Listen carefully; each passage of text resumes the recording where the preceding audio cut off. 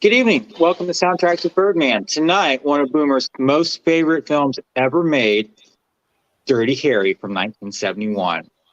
And joining us, special guest, aside from H. Boomer as always, is Big Al from Big Al Presents. How are you, Al? I am doing well. Thank you so much for having me. I had nothing else to do tonight. And I've always wanted to watch this movie. I've never seen it, and I'm looking forward to it. Well, I had never seen it until I did my homework for the show, so no shame. And how are you, Boomer? I'm doing well. This is a long-time favorite movie of mine.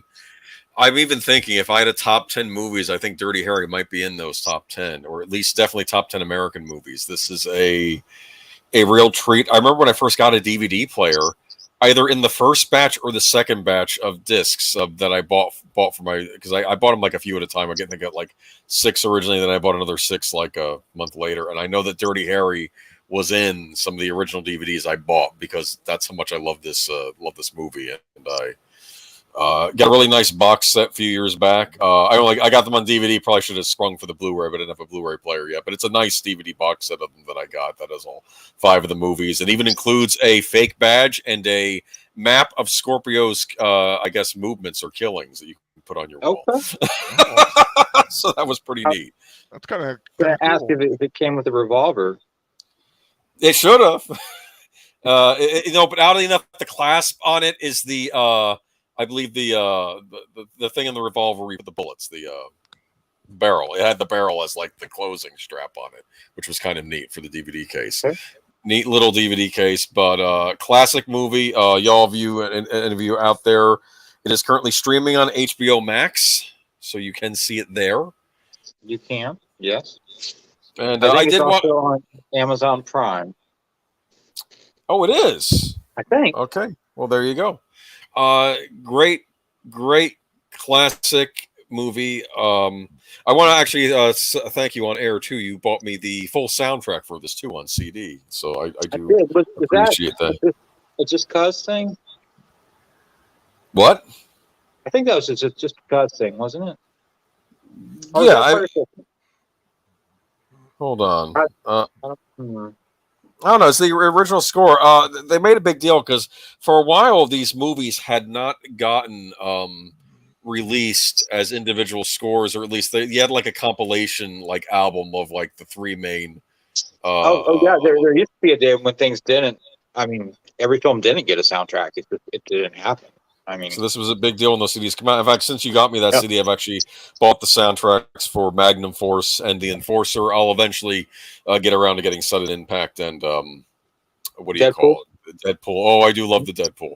I love them all. They're all good movies, but this is my favorite of the bunch. This is the original Dirty Harry.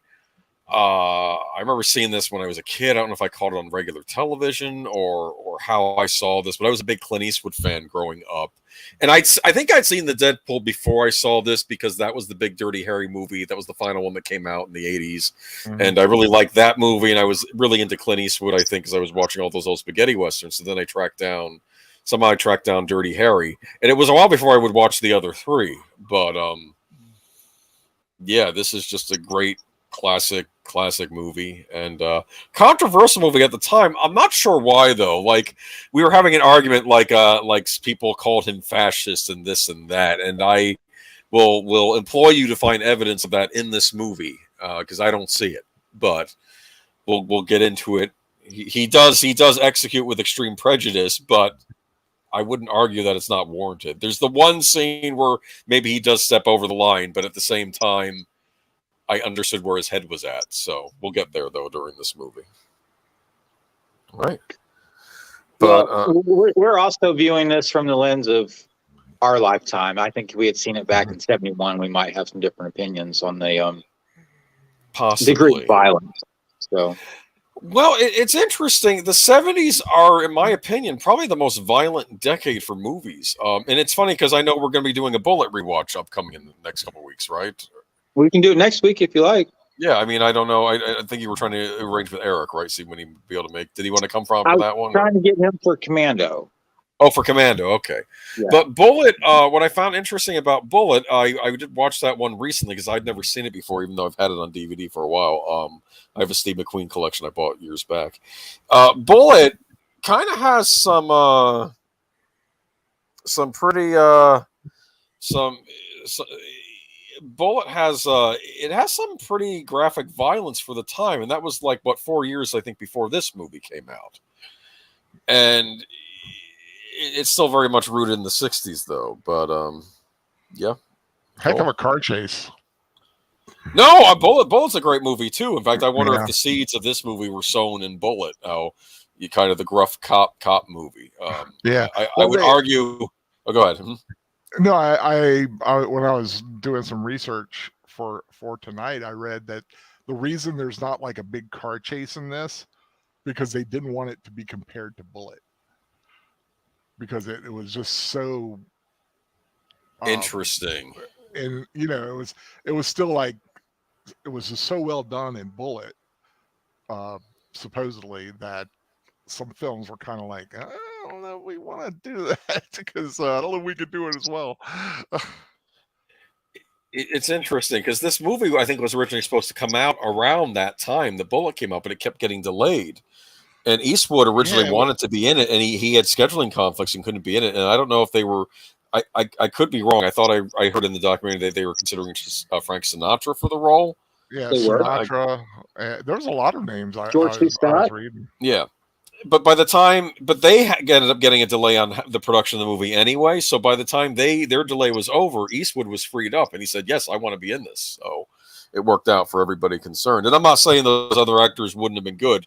I think it would have been a very different movie. It may have been a great movie, but in its own right. But I am just a big fan of Clint Eastwood in general. Still am. He's still going strong. What he's in his 90s now. I should find out. Hold on. Because he just did Cry Macho recently, which was a very good movie from last year, and I saw that. That was a fun little movie. It was 91. It's weird if you watch Cry Macho, then watch The Marksman with Liam Neeson, because they have similar plots, except like the Liam Neeson one is a typical Liam Neeson one where it's more violent. Where there are people getting shot and killed and stuff, but it's him kind of protecting a young Mexican kid from bad men, like bad cartel guys from Mexico. But it's almost like how Cry Macho is in some ways a much more peaceful movie when you when you compare it to what it could have been when Clint Eastwood was younger. He's really just trying to keep the boys safe. It's not really about him trying to get the bad guys, quote unquote. But it's. Yeah, he's supposed to be bringing. He's supposed to be bringing the kid to his dad or something. To his dad, who was Dwight Yoakam. Yeah, in that movie, it's a good movie, but much different than what we're going to watch tonight. But I am a big fan of the score. I've been playing the score on the way to work and back for the last couple of weeks now. I've been familiarizing myself with it. There's some weird tracks on this album. I don't. Have you listened to this album before, Birdman? Yeah. What do you think? It's not my cup of tea, but that's okay. Different strokes. Yeah. We don't all have to like the same things. Do you think it at least fits the movie though when you're watching it though? I do. I think it fits the time period too. Yeah, and I love 70s grittiness. And there's some tracks on here though on the CD that are like one's called Harry's Hot Dog. It's just like this fanciful track where it's like this doesn't. Yeah, oh, sorry. Well, not that far off. It's just it's. I don't know. It's almost like a sitcom song, and what is it doing on the score? Maybe that's the beauty of it. It's playing in the restaurant when he's eating his hot dog. I don't know. I was reading a list of filming locations, and one of the places was Big Al's Strip Club. You should have seen if you could find the sign and put it on as your avatar. What? I think Al's holding out on this. He's got just another life, huh? Yeah. I don't know if I would just call it Big Al's Strip Club. I would call it Big Al's. I don't know, something else I have to come up with. But I don't know. So whereabouts? Big Al's Coed Cavalcade. Sorry, were you gonna say what? I was just wondering where we were starting. What was the starting point? I'm starting at the Zero, Warner. zero. Yeah, the Warner Brothers logo. I don't know which one you have. You could have a newer Warner Brothers, or I've I got have like the old-fashioned one. old. I guess The I Got blue the got one. old, That's where we're starting old. from. The blue one. looks like an old Superman logo. It does, Yeah. kind of, yes. I just want to welcome Melissa Harris. Thank you for coming. Go Team Ghost Planet Go. I understand Bible videos a lot more educational than mine. So No, we like to learn a little bit about guns tonight, though, right? In fact, you know anything about the Magnum? You going to be able to listen a little bit on any of I that? don't want to shoot it. I can tell you that. Okay. I don't But, need to shoot it. I don't need one. I hope I never need one. I mean, you know. Yeah, it's funny. We've done Death Wish on this stream, the original Charles Bronson movie, which had another jazzy score, which I do love. This one's a bit different, but yeah. All right. So when do you want to start, Birdman? Start now. Y'all ready? All right. You want to do a 3, 2, 1 for us? Al, you good? Yeah, I'm good. I'm at the 3-second mark on my MP4. So Okay, I'm at the 2 seconds. So okay. 3, 2, 1. Play. I do love that old logo. I love older retro logos. Boy. I'm playing this through HBO Max. In tribute to the police officers of San Francisco, gave their lives in the line of duty. And I have it playing through my Xbox so I can actually put the score in if I need to hear it. But in tribute to the police officers of San Francisco, and yeah, it says on the screen church bells, but I think that is the first track. And this is the prologue and swimming pool. Now, it's funny, our guest, remember Jeff the other week, he was talking about the Wailing Woman, and I'm like, are we getting some Wailing Woman in this score, Birdman? What do you think? A little bit? Lau Shiflin? Is that how we're saying it? Yeah, I should have looked he wanted up to use the Wailing Women voices because he thought it represented Scorpio's inner turmoil. Really? So that's why he used those. He thought he saw him as a conflicted character because of his belt buckle, and I'm like, okay, I think it's a belt buckle, but Oh, that's funny. He probably took it off somebody murdered. Probably did. Yeah. Such a shame, this poor girl. She's a beautiful girl, and she's going to die while swimming. Yeah, it's a real nasty death, and and it's not even that graphic a death, but it's still awful because she's probably already dead here, and then if she's not dead now, she's going to drown regardless. It's look at all. Okay, and here we have our hero, or anti-hero, perhaps. Maybe that's the better term for him. I don't know. I mean, you just look at the man, and you just don't want to mess with him. But here's the deal: he is. For the most part in this movie, he is working within the confines of the law. I mean, he does do a little bending here and there, and we'll see that. And there is that one scene, which we'll get to later, which maybe he does cross the line, but I at least understand why he does it. I prefer this movie over Death Wish. That's fine. This is a better movie than Death Wish. Death Wish is... I have to read the book Death Wish because I suspect the book Death Wish is more nuanced. Like, I think it's actually an anti-vigilantism book. But again, there's been an argument that Harry Callahan, he's a vigilante cop. No, he's not. He's not a vigilante. The Punisher is a vigilante. Punisher is a vigilante. Yeah, he's a classic vigilante character. I'm not going to spoil some of the Dirty Harry sequels, but maybe you do run into these vigilante-type characters in the sequels that kind of come from the other side of the equation. But because the second one, Magnum Force, those guys, they were just straight up just killing people. Oh, have you seen that? I watched the Razor Fist. Oh, the Razor Fist one, yeah. Oh, that's a terrifying. I'll say in the sequel, there's 10 scenes in this, but the sequel, there's one moment in Magnum Force where I see a little tinge of fear in Dirty Harry. It's there. He's still standing up for what's right, but there's a little tinge of fear there because he knows these are some dangerous people he's up against. But here we have Scorpio. This movie. Now this is 1970s, early 1970s San Francisco. You ever been to San Francisco, Bert? Oh, go ahead. What a beautiful overlook. Oh yeah, I mean this is a major American city at the time. I actually like the fact that it's not the typical like New York setting when they would usually set things in New York. Yeah. Originally this was set in New York, and then they decided to do Seattle, but then they settled on San Francisco. I like the fact it's in San Francisco. I think that works for this movie. That's not Golden Gate, is it? I think so. Mm-hmm. Just looks like it's connected to a weird island instead of. Is it Alcatraz? I don't know. No, I don't know. I've never been to California, so I'm going to be kind of lost. I have been to San Francisco once, Boomer, to answer your question. All right. Is it very hilly? It is. Okay. And here we have music by Lalo Schifrin. I might be a second or two behind you guys because. I think most people know him for the Mission Impossible theme. Oh, really? Okay. Yes, he did. I thought everyone knew that. I'm like, yeah, he did the Mission Impossible thing. It's funny though. I have a coverage of this CD from soundtrack.net and Erica Lichtenfield. He says selections from Schifrin's Dirty Harry scores. He composed music for all but one of the films have been available on compilations, but this release from Schifrin's own label, Aleph Records, marks the first comprehensive soundtrack album for Dirty Harry.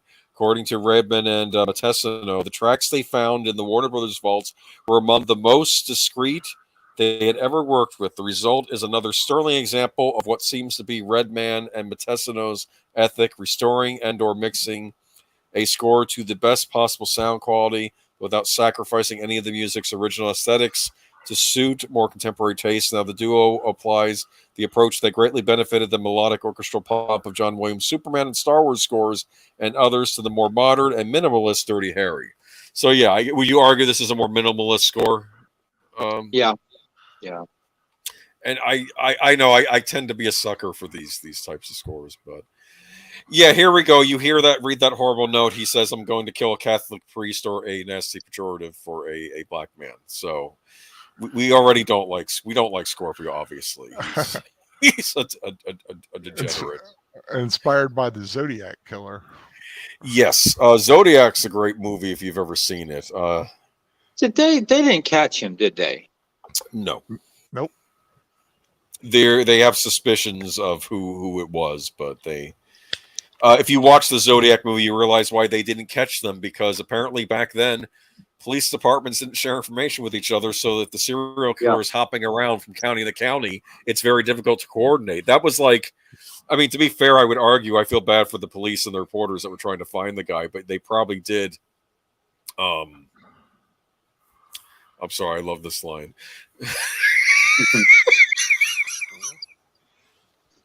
For the last 3/4 of an hour, I've been sitting on my ass in your outer office. That's the mayor, Harry. But what was I gonna say? But no, yeah, I did feel bad for the police in that, because they were trying, but they weren't equipped to deal with a modern serial killer yet. They didn't understand like proper forensics and all this other stuff. Yeah. Same thing with the Atlanta child murders. The guy that was strangling all the kids in Atlanta, because he would do it in different counties, and the different counties couldn't talk to each other about stuff, and and obviously we've gotten better at this. Oh, go ahead. A lot of great character actors in this. Oh, definitely. You've seen these characters and things before. You see them, and these are the kind of actors I like. The ones you know them, but you don't know where their names are, because they are the characters. Yep.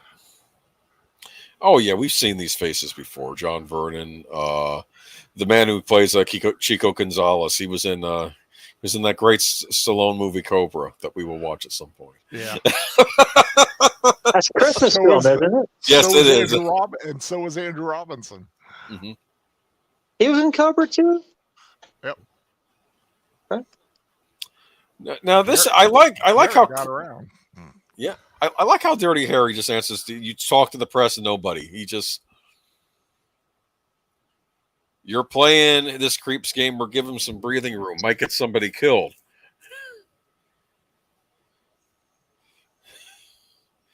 No, we'd end up with a bloodbath. This is cute right here. Yeah, I'll keep quiet to get this line out.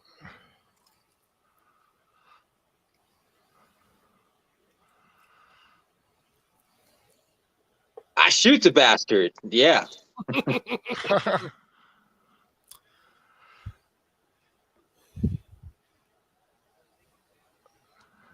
Intent. How did you establish that?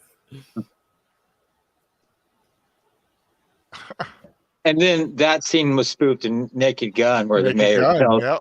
tells Frank Drebin, "I don't want what happened in the park last year." And he's like, "Well, when I see like 12 dudes in togas stabbing a guy and people are clapping and cheering, I shoot them." She's like, "Those were Shakespearean actors." He's They like, were doing Julius Caesar. "Oh." Yeah, that's funny. That's funny. All right, let me put my thing. All right, so he's gonna go. I love 70s cars, man. They are tanks. They are tanks. Yeah, here's the song "No More Lies, Girl." I should find out who the singer is on that. But flying out of the car. I do like it when they include the songs. It's funny because I have Lalo's score for Enter the Dragon as well, and Play Misty for me on the theater sign back there. oh really? Yeah, Oh, that's funny. How's That's that for meta? That's funny. There's another character actor. I've seen him in all kinds of stuff. Oh yeah. The usual lunch or the usual dinner doesn't make a difference. Oh, this is the hot dog. Yeah. One. Don't eat too many hot dogs, dude. They're once in a while, not every day. Mm-hmm. I like this. Is the car on? How can you tell? Exhaust fumes coming out of the pipe. Look at that pollution. Mm-hmm.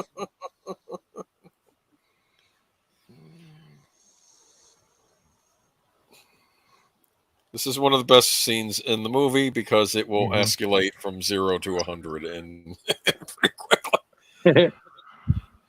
I like how he's getting to cook the call. See, he doesn't go looking for trouble. I mean, you know. No, he doesn't. I love that he knows it's happening. He's just eating his hot dog. Well, he says out his mouth, says, "I'll just wait for the cavalry to arrive."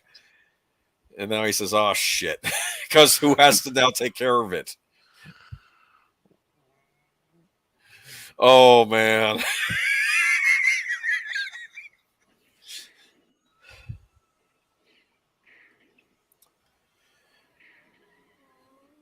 Boom.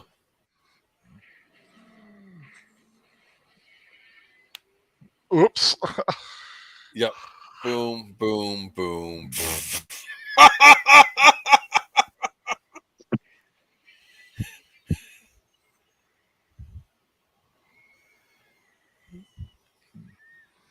All while he's still chewing his hot dog. Yep. Everyone's screaming. Got shot. He got shot? Yep. Dang. Blood in his pants. Probably in the thigh. Here comes one of the most iconic scenes in cinema history. Is about okay. Yeah. He must have just got grazed because he's walking pretty well for a guy who got just shot in the leg.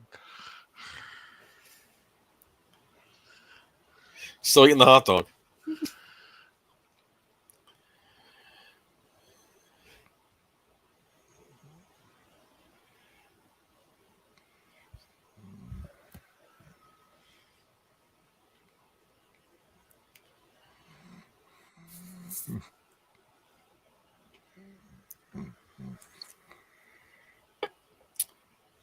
I know what you're thinking. Did he fire 6 shots or only 5? Well, your head clean off.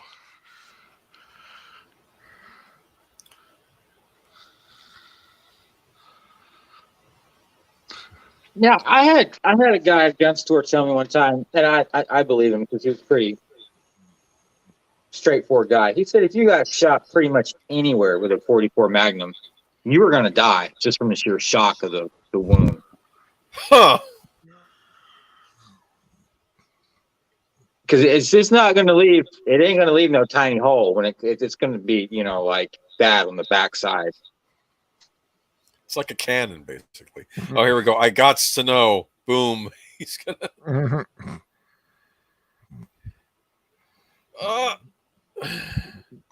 There's some great acting in this movie. I love how he's like, oh, he's like, Oh yeah, son of a. Yeah, I know. Why don't I sort of see where he's coming from. Like, I'll say this: he's like a standard criminal. He's not like the psychopath that Scorpio is. Right. It's funny. This scene is in here. Some argue that they put the scene here to show the audience Harry is not a racist just because he shot at some black men that were bank robbing. He has a good rapport with this black doctor. That's sort of what the scene is. This scene is parodied in the movie Black Dynamite. Have you ever heard of that movie? Black Dynamite? No, I've never heard of it. No. Okay, it's a spoof of black exploitation pictures of the 70s. Michael J. White's in it, and he there's a scene where he shoots a bunch of like white mobsters. So then the next scene is him showing up, and they're in the white doctor's office, palling around with the white doctor. Do you understand the show that he doesn't hate white people? It's a parody of that scene. Do you understand? It's kind of a funny little scene in there. Here we go. Here go the police copter. We're gonna get Scorpio's theme again. I call it Scorpio's theme, though I think it's actually this theme is labeled as Scorpio's view, but I always treat it as Scorpio's theme because it does the da-da-da-da-da. Scorpio's conflicted point of view. He's just he's the scum of the earth. That there's nothing much else to his character in this movie. Well, Andrew Robinson wrote a backstory for him and said that he was drafted and went to Vietnam and had, I don't know if you call it PTSD. Oh, please. He was changed from the war and came back and didn't adjust too well. Oh, now that could have been an interesting character. I don't see that as Scorpio. I see Scorpio as just a complete degenerate. What are they putting cops on all the tall buildings? In fact, the character you were just describing reminds me of John Rambo, actually. Yeah. It's like I'm sympathetic with John Rambo. I have no sympathy for Scorpio. He's hitting vulnerable members of society. He's.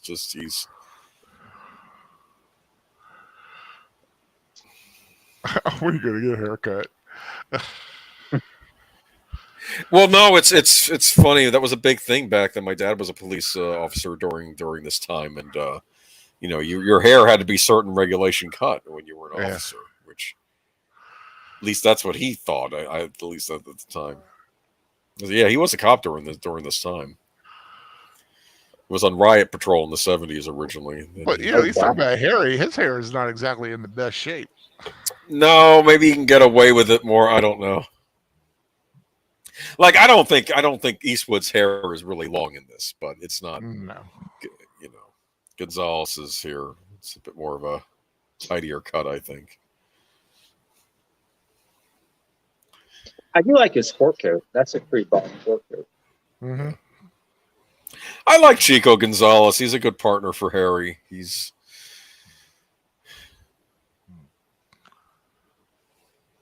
think my favorite partner of Harry's is still Tyne Daly, though. For part 3. He was in Seinfeld. Oh, was he Poppy? He was Poppy. Oh, no! So This movie was made for $4 million and it did $36 million at the box office. That's a pretty good return on investment. Yeah, now I'm wondering what that would be in our dollars and inflation, but I still think that's a modestly priced movie. I like what he was saying, though. Dietrich's still in the hospital and Fanducci's dead. I got to tell you, though, Al, if you had wanted to watch this movie before the stream, just watch the trailer because it spoils the whole movie. This has the worst trailer. Dirty Harry has the worst trailer I've ever seen for a movie. It is just an awful, awful trailer. It's like sloppily made. It has some guy rambling. This is a movie about a couple of killers that are killers, and one of them's a psycho, a maniac, and the other is Inspector Harry Callahan. And it's like, okay, it's just the dialogue over it, like the guy. It's just terrible. Oh, I love this though. He starts saying how Harry hates all of racial groups equally. Is that what he's saying? It's just. Why do they call you Dirty Harry? Oh, yeah, here we go. He doesn't play favorites. Yeah, here we go. Here's the... Oh. How does he feel about Mexicans? He winks, though. He doesn't feel that way. And I feel bad, too. I think all of his partners in the movie are usually good people. They're not total incompetents. So maybe.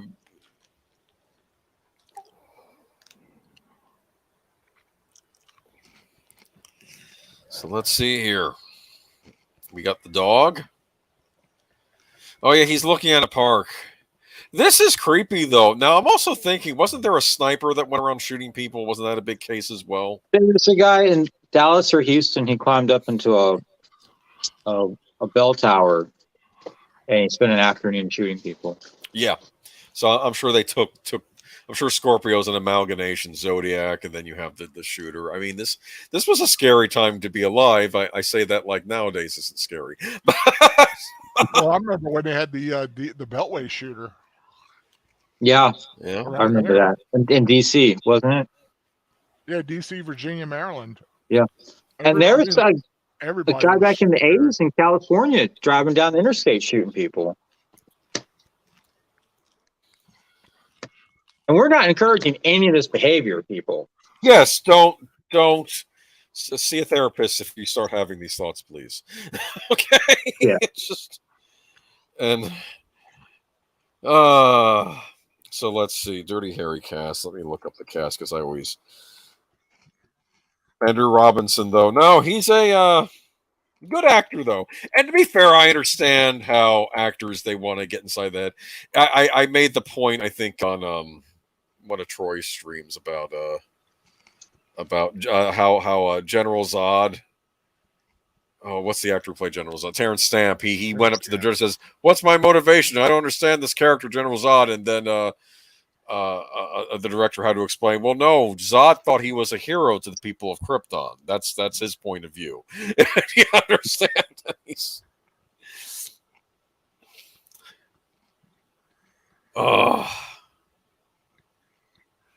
But here's the thing, though, like what's Scorpio's political ideology? I mean, he does use some of the language of the left of the time, like he calls the cops, pigs and whatnot. But he looks.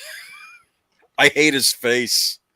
I do, and I don't hate Andrew Robinson. He's a great actor, but this character in his face. I want to punch him so badly in this movie. I don't know. You like that sniper rifle he has? I'll take it if you're giving them away. Now, here's the thing. Here's what I'm wondering. Are the cops messing up here because I guess they do prevent a shooting from happening, so that's good. But Scorpio, we know it's you. Turn yourself. I don't know what they say. It's like...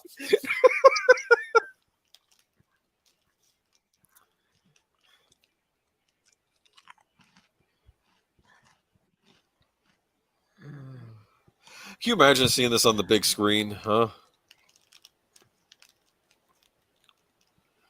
You on the roof. I hate his expressions, like when he's about to get caught. He's like a demented Carrot Top. I don't like him. He doesn't have the red hair, but he has kind of that Carrot Top look. I don't like him. He must be your Andrew McCarthy. I guess so, but I don't hate the actor because I loved him on Deep Space Nine. He was in Hellraiser. He's I would imagine, did he have a bit of a stage career? He did. He got Yeah. this play because Clint Eastwood saw him in a play and insisted he get Hey, the part. there's Big Al's. I would go to Big Al's. I bet they have a great breakfast buffet.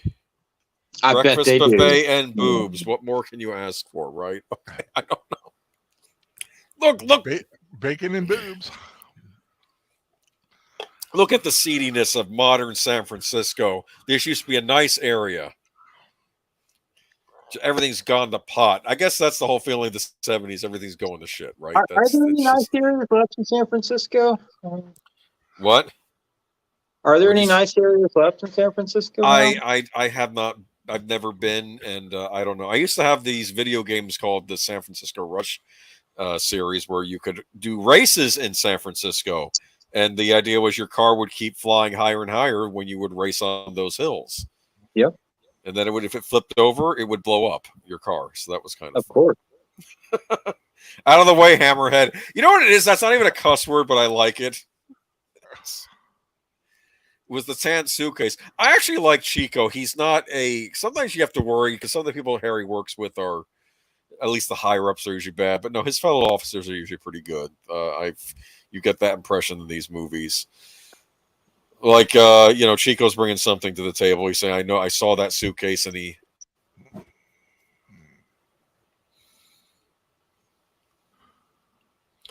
I think he's a little green. He did mention he boxed in college. Of course, he's like, oh, you're a college boy, blah, blah, That is a big-ass gun. You don't want one of those. You're going to shoot it once and be like, I'm done. No, I would want something kind of on the smaller side. Come on, that thing's like a cannon in your hand, right? Actually, a sawed-off shotgun would be good too, because one shot you could take out about 5 people. At the right range, yeah, you can. Actually, I did watch the Razor Fist review of this one again, where he's saying, I think, oh, that's later on in the movie. Oh no, what's going on in the window? Better get up and look in there, Harry. I have to play that Lego City Undercover game. I think that it's a spoof on cop movies and television shows, and I think there's like a Lego version of Dirty Harry in the game where he.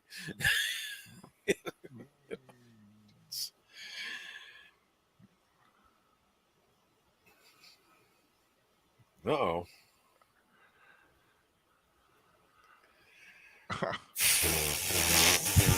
I'm sorry. This almost became a movie of the week because it was sold to, I think, ABC. Oh, no. No. They're going to do a movie of the week.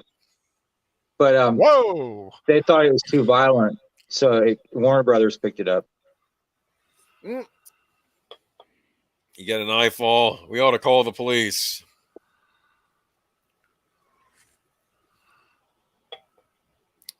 Chico to the rescue. I keep calling him Chico. What's the actor's name?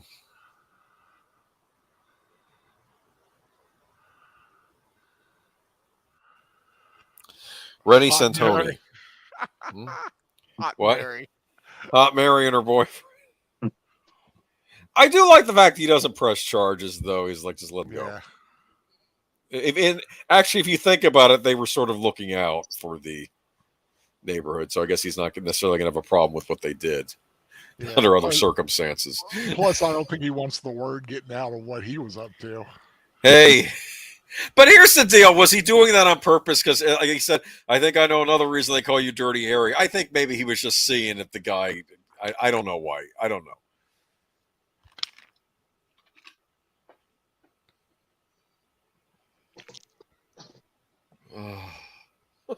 So, how old were you the first time you saw this movie, Boomer?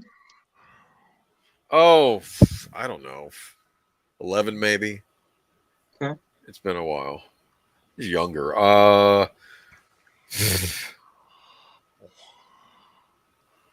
Maybe middle school. I don't remember now. I used to watch R-rated movies all the time, though. Of Explains course, a you lot. grew up in the Boomer. 80s. What? Explains a lot. Grew up in the Yes. 80s. Everyone watched No, R no, movies. I was fine. If it was, violence was okay. Just no sex. My household. Like if I want to watch someone, RoboCop shooting up a bunch of people, that's fine.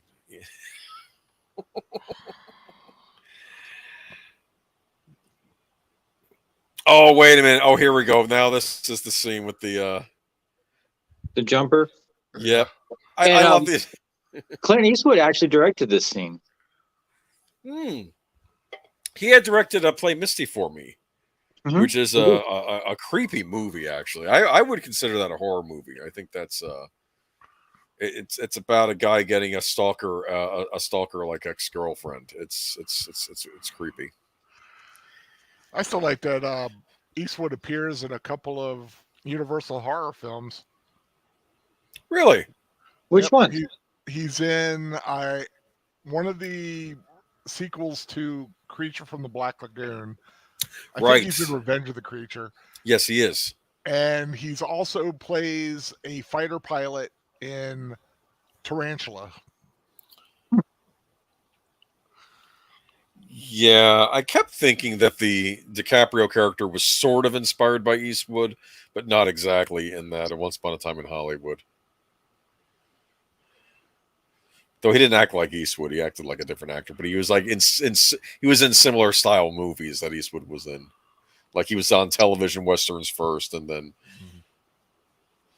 Here we go though.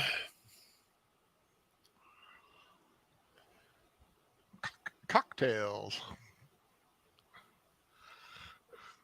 Yeah, no one's in there for cocktails. They're watching the show. This is kind of sick, actually. Like I would. Come on. What are you doing, people?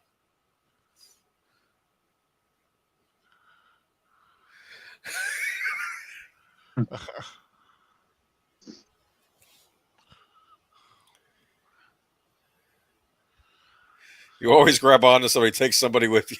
I love this. I love this conversation. You gonna try and grab me? From up 20 floors, jump for your skirt.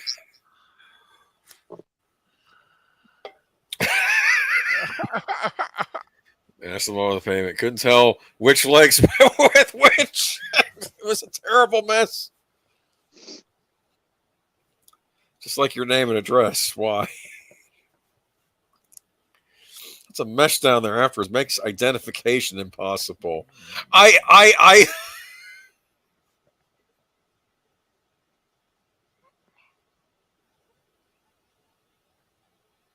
Don't do that, son. All those people looking up. Fire to the face. I like that. He punches him. Yeah. I want to save his life. He does save his life. He just does it by pissing him off. That's what he does. Do you think this was the inspiration for that scene in the first Lethal Weapon where Riggs goes up there and handcuffs the guy and jumps off and takes him with him? Yes. In fact, I think that this movie basically set the standard for a lot of these, maverick cop type characters in movies. I mean, I would argue maybe Bullet was sort of that. When you watch Bullet, that's almost a prototype of this movie. But yeah, this, I'm sure everybody was wanting to make it dirty. I mean, even Clint Eastwood would star in other cop movies where he played these kind of maverick cops. But there's only one Dirty Harry, obviously.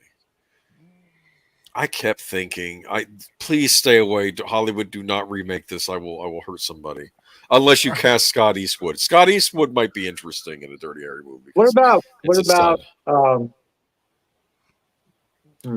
about what? Don't even name it. Don't name another actor. It's Eastwood's son or nobody. Okay. Okay. Who's that guy who played Batman? Which one? Yeah, Edward Cullen, the new one. He's talking about the new one. Yeah. Christian Bale, I could see in a serious cop movie. Yeah. Just don't cast him as Dirty Harry. I don't think they should cast anybody as Dirty Harry, but they were cast Eastwood's son. That might be interesting. This is awful. This is a kid that he shot, and I feel awful. The mother's there, and she says, "I'm his mother." It's. Is he a sniper victim? Yeah, he shot a kid because he said he was going to Jeez. kill a black man, but he didn't get the guy in the park, so he shot a boy instead.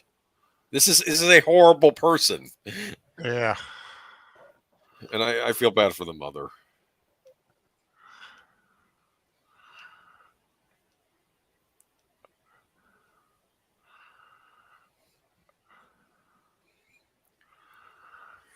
That's it, though. This is the 70s. This is, I guess, things were probably pretty chaotic back then. People thought everything was falling apart, right? I mean, this is.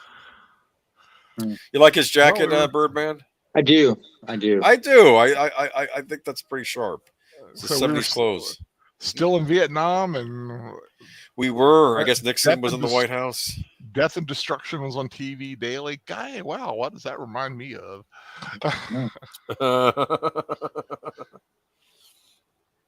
What did Mark Twain said? History doesn't repeat, but it rhymes. I think he says. Yeah.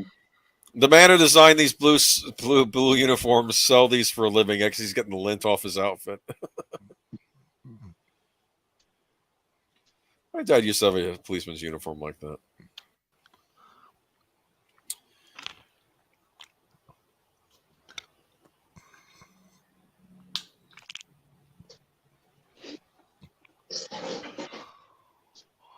Was your dad a detective or just a beat cop or? No, he worked his I think he worked his way up to captain eventually. So I don't think he was ever a detective, but he Oh, I didn't know that about your dad. That's cool. Yeah, he was a police captain, yeah. And yeah. Oh, go ahead. No, sorry. Yeah. He didn't see a ton of action though when he became captain. I guess that was good though, but so when he was a beat cop, though, a lot of like barroom fight breakups, stuff happening in bars. They have to call the cops and just. But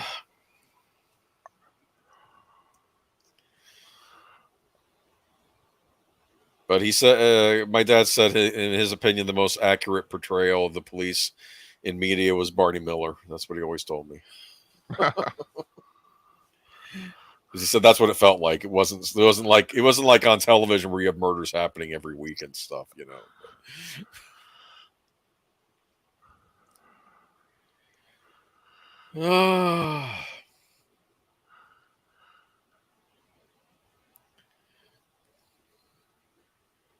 Jesus saves. He may just figure he goes as a Padre. I have to say, there's something wrong about a neon sign with that written on it. It strikes me as I don't like it.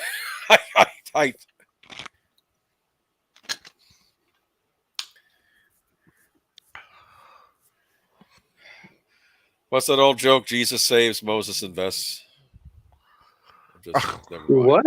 Actually, never mind. That could be racially insensitive. I can already say. I was like, where are we going? Strike that from the record. Is my dad?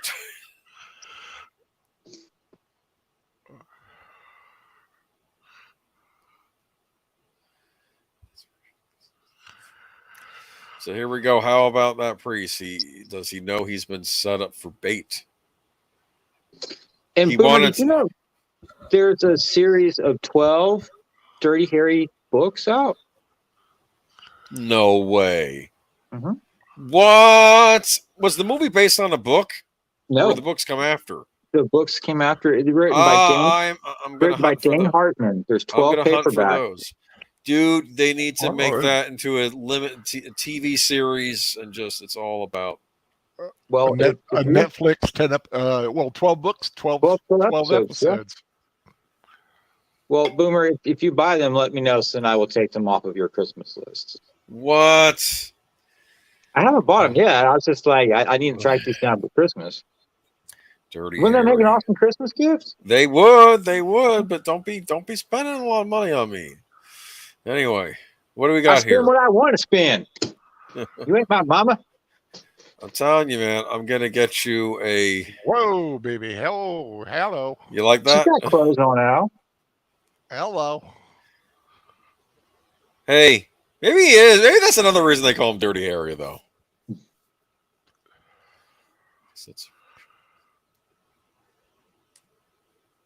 And is your birthday next month, Boomer?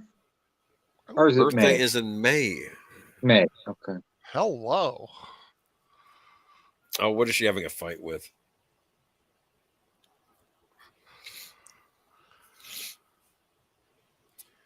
Answering the door naked? What the? It was.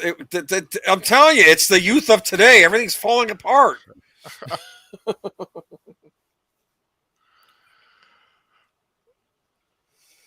No girl ever answered the door for me like that.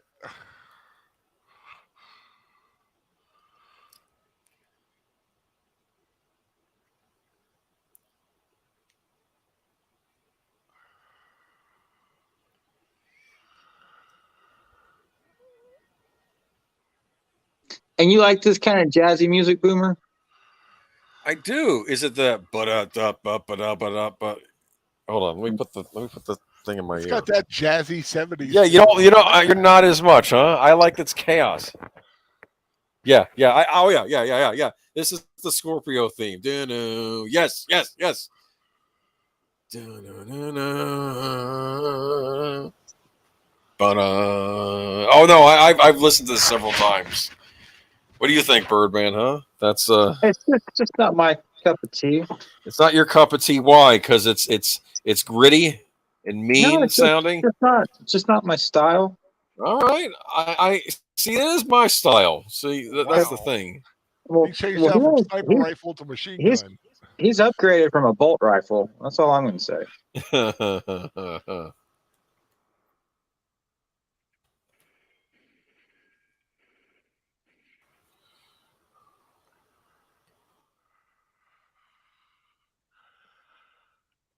This I think this is the one called the Cross.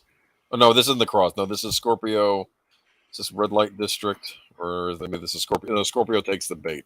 That's what it is. I have to say, I think in Racer Fist he's saying they're not doing a good job of shooting at this guy. This part, look at that. He's destroying the Jesus Save sign. No.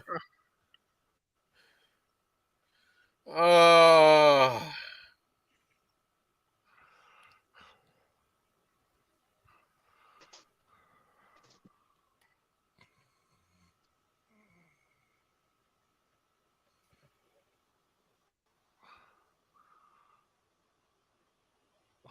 Was he just shooting randomly now? It's the best way to shoot.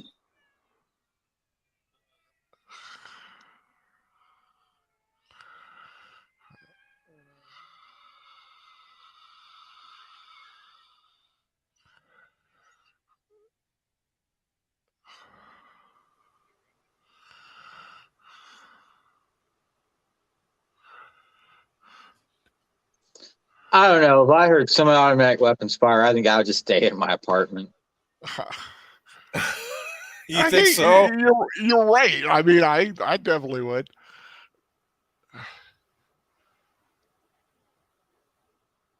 Remember, I used to have a girlfriend, and she lived in a not so nice neighborhood, and I swear to God, that every other time I was there visiting her, you hear gunshots somewhere Wow. close by. Yeah, I hope she was not... hot, Al. I hope she was way hot. The ex? Yeah. I thought she was. So let's see here. She was the love of my life. What happened? I'm not trying to be nosy. Oh, well, just she had some issues with previous relationships and some abuse. And she could never really believe that someone would love her as much as I did. Uh-huh. Well, I would say her loss, but I know that doesn't make you feel any better. It was her loss, darn it. But it don't Nah, make you feel any better. it was a great time, you know.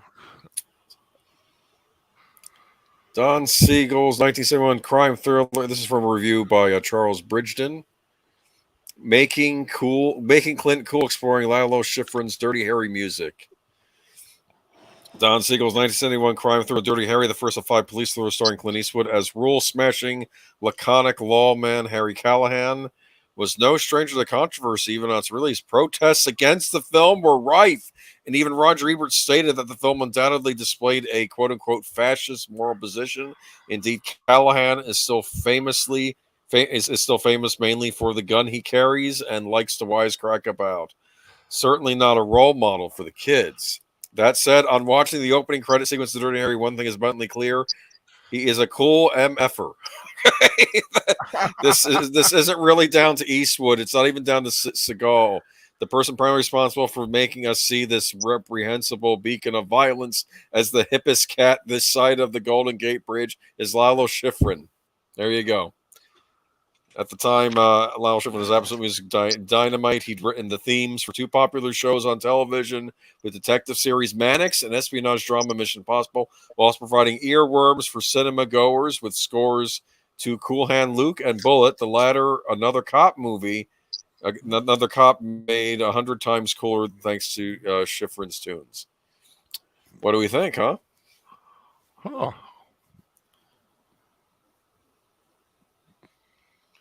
Get out of here, both of you. Eastwood is a bit of a jazz musician himself. So. Really? Mm-hmm. I should You didn't look know that that? up. No.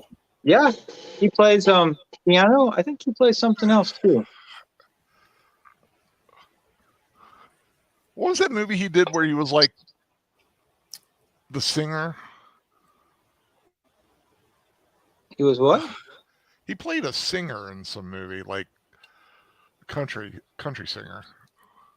Is that the one with the monkey in it? No, he was a fighter in that one. It's not Pink Cadillac, is it? Might be. I don't remember. It's been a long time since I've seen Pink Cadillac. Did you count it? Well, it's not my responsibility.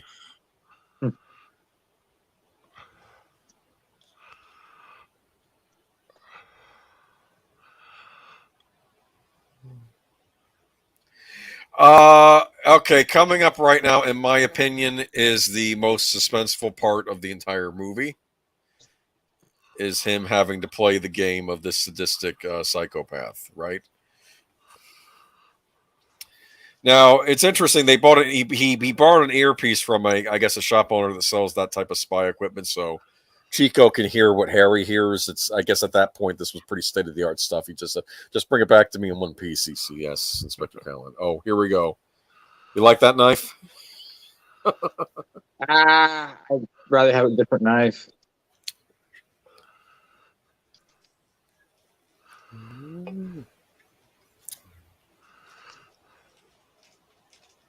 That's a nice looking duffel bag.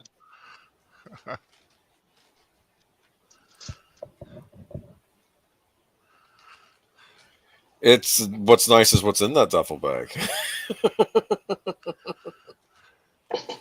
I mean, that could probably buy you at least, 10 gallons of gas. You know something, smart guy. Oh, it's not good, is it? Oh no. It went up 40 cents between Sunday and now. And I have a feeling that it's going to go up even higher now that they've announced the embargo on Russian gas and oil. Well, that'll be another thing like in the 70s, gas lines, right? One of the stations I was at over the weekend, they were completely out. Like the Walmart station, nothing was there. They were tapped out, and I'm like, got to go to a racetrack. It's ridiculous. I still remember the odd and even days. Yep. Oh, really? Yeah. I don't realize. I don't know anything. Okay. Yeah, they had you can only get gas on certain days depending on your license plate, odd or even. Oh, interesting.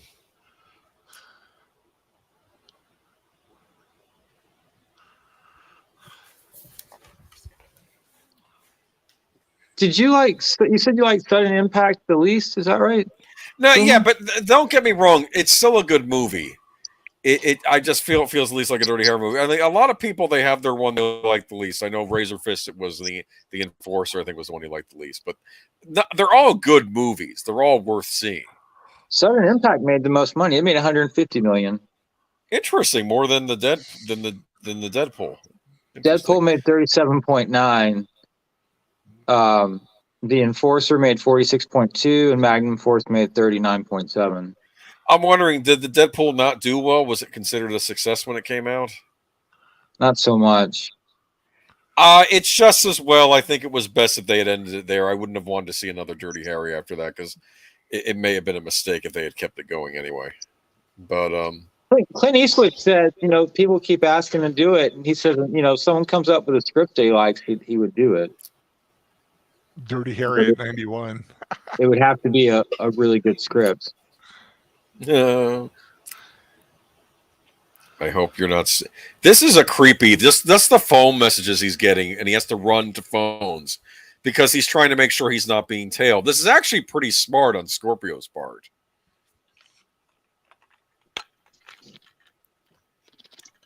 Now, of course, he was ordered to go alone, but he still has Chico following him if he can, and that was smart on Harry Callahan's. Hold on, what's this song? I probably missed that song. Was it?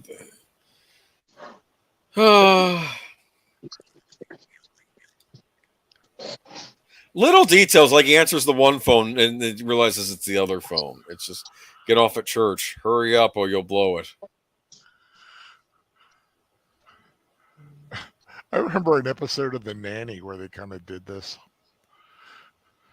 Really? Yeah. Huh.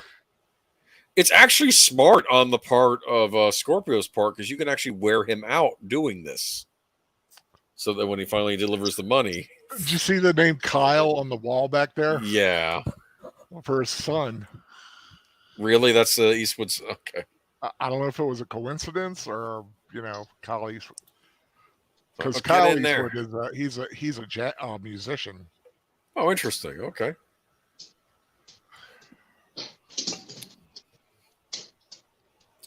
This disgusting urban slime pit. Am I wrong? Do you not have cities in Florida? Yeah, sure we do.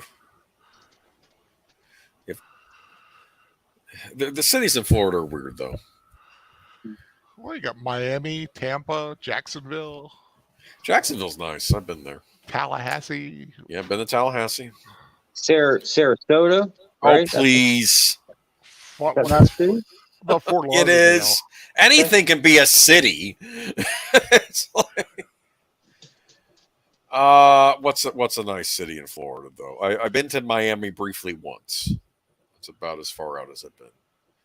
I feel like that was a weird place. There's some music for this scene. All right, this is. I'm hearing the complaint about to come out of your mouth. This is sparsely scored. This movie. It is. It's very sparsely scored. And I've tried to explain to you, Birdman, the soundtrack isn't just the music. It's the sound effects. It's the traffic. It's the ringing of the phone. See, I don't know. Maybe you could have some suspenseful music, and that might work. But yeah, I don't know. I again, you're talking to me what I consider to be like a perfect movie here. But again. Back in '71, you didn't have a whole lot of film score for most pictures. Mm-hmm. Hubba hubba pig bastard. When he says that, hubba hubba hubba pig bastard, I think that's where you realize you're not dealing with a guy playing with a full deck here. This is not someone with. Unfortunately he is smart. I'm not going to say he isn't because what he's doing here is actually pretty smart. But there's a demented mind, of course, and then he's going to go into the tunnel, right?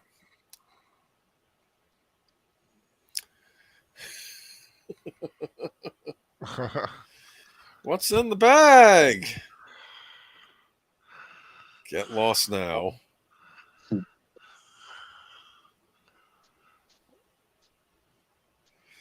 Pulls the gun right out.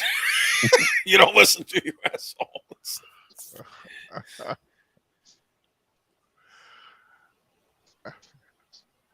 Here's say I would not go up to somebody and ask them what's in the bag. Yeah, well, yeah, that's You true. never I know. know. Someone's gonna pull a gun on you Yep. or a knife or something. It's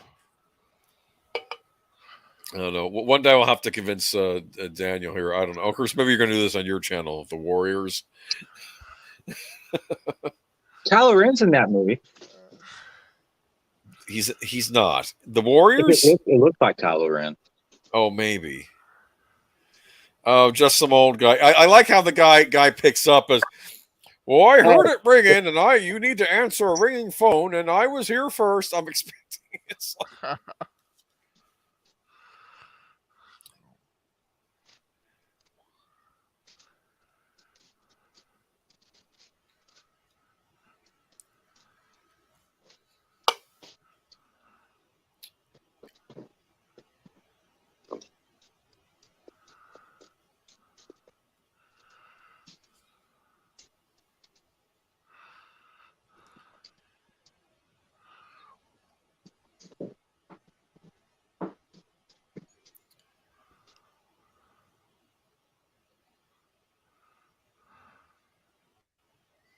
now Chico was supposed to take the night off, but he's helping out his friends, so that's good.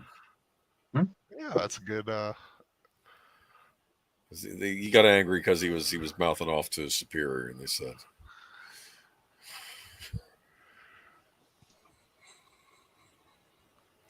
"How much money is that? Was that 100,000 or something? Is that what he has in there?" I think that's what they had. Yeah, That's what he had asked for. Oh no, he's going to meet the kid in the park. I mean, that's still a nice chunk of change today.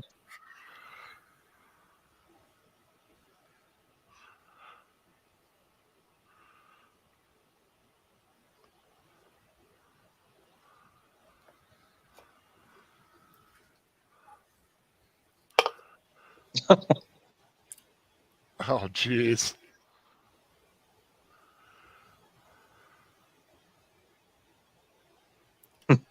Well, that's what the last time you were busted. If your advice, well, do it at home. It's like I don't. I'm just. He has. That's why you don't talk to people who you just meet out in public. No, You'll never know. no. See, now we're bringing in some music, Boomer. Yes, this is the title track called "The Cross." See if I have any information on that. Yeah, I love this. See, this is your suspenseful music you were wanting in those earlier scenes. Aren't you happy they saved it for here? I would have liked a little bit more of it. Let's see if I got anything on here.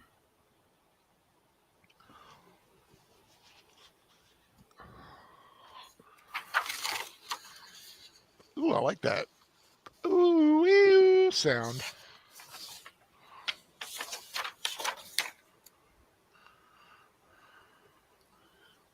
Okay, nothing on here. Just this, like a statue. Okay.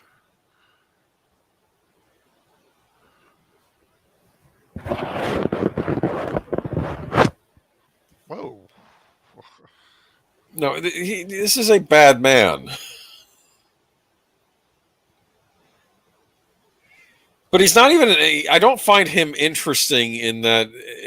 Like the Joker's interesting in like Dark Knight. This guy's not interesting. He's just awful. In fact, this line he says, "My." Oh, you heard the line. That's a big one. Yeah. Like he's almost getting off on it. I really want to hurt Scorpio. I just get them both up.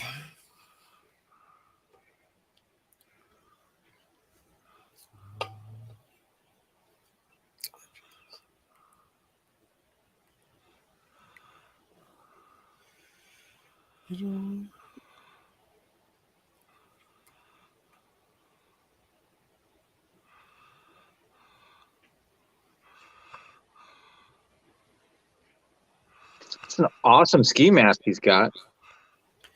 Yeah, that's one way of putting it.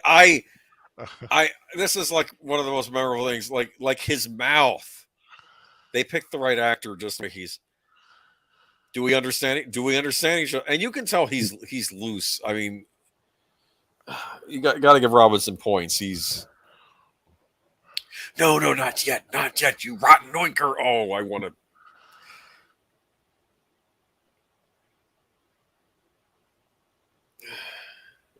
Because this isn't even just about getting the money. This is about him having fun. This is Yeah. I'm going to say you give a killer money when he asks for it. He's still going to kill because that's what he does. what he wants to do. Look, I'm going to let her die, and he's saying it with glee. And I just wanted to make sure that you knew that before I killed you. You know, it's just. We have Gonzalez to the rescue.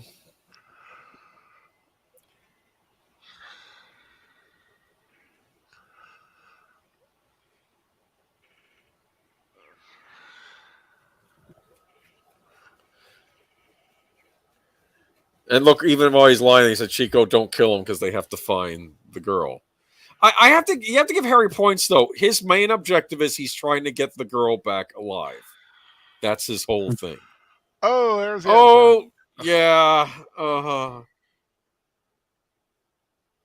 He squealed like a girl. What kind of crazy It was. killer is it? That's when I wanted to hate him. His crying, like I'm like, ooh, I want to choke him. I want to choke him.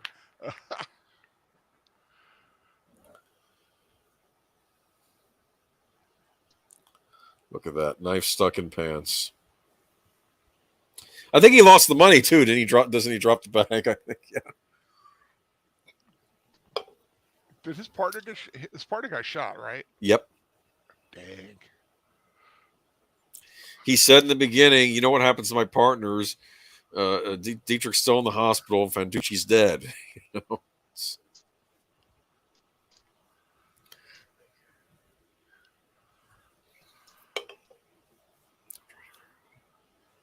That's a nasty knife wound.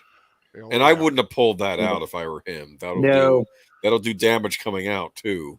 And also, sometimes the foreign object in you is what's keeping everything together at that point. So removing it makes things fall apart a little bit faster. He actually probably didn't have a choice though, because that's Harry's knife, and that could identify him as the killer. I didn't think about that.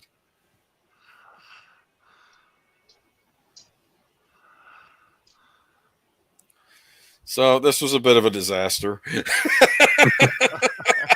I think they got the money back at least, though.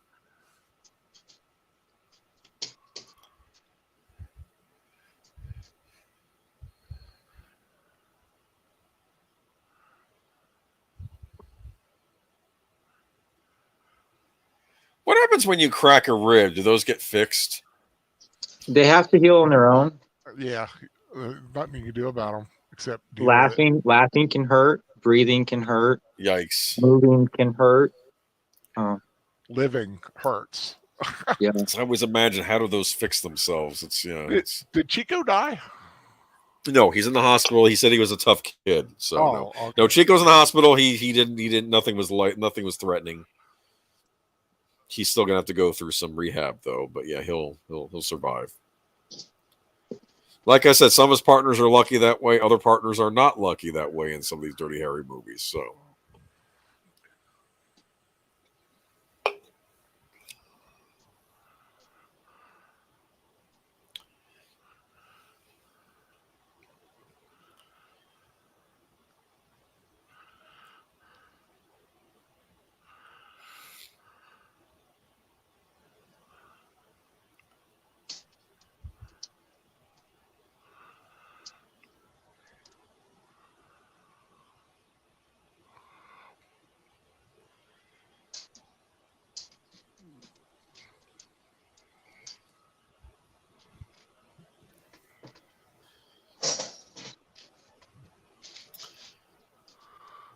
Harry's not in good shape either, though. Look at him.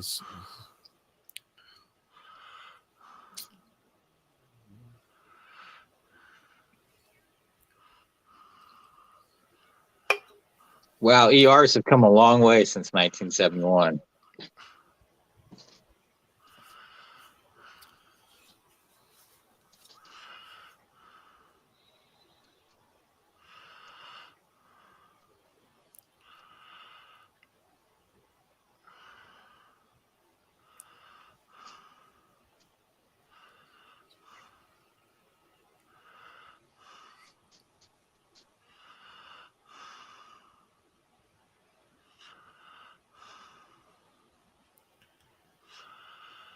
You think? Yeah. Well, that's just. Well, actually, what that place is, that's like a. Is that like an emergency room near a stadium or something? I don't know what Like that like is. a like a doctor I don't know what it is. Yeah, doctor's office. it's yeah.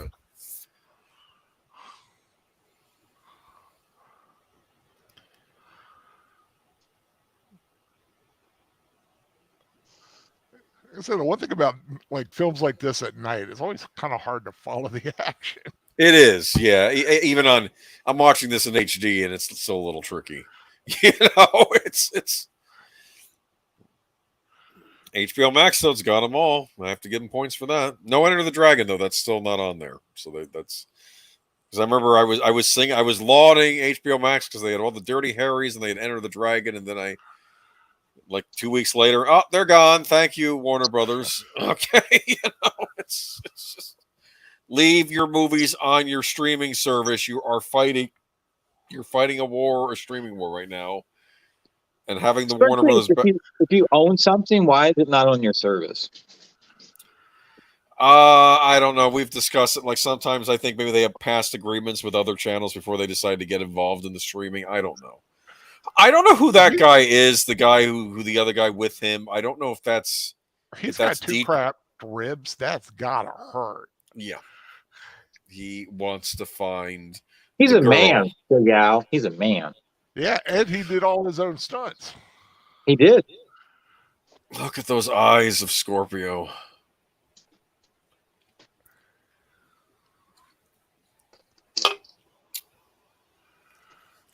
I think the other guy, I don't know if that was supposed to be Dietrich, the one he said was in the hospital, or if that's somebody else, but I can't climb the fence, too much linguini. He shows up in other Dirty Harry movies too, says the same thing. You know? As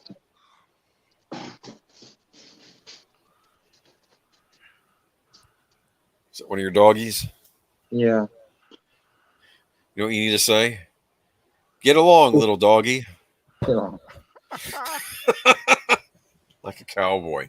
Actually, I have heard some people argue, is this in some ways the Clint Eastwood gunslinger character if he was stuck in the modern world?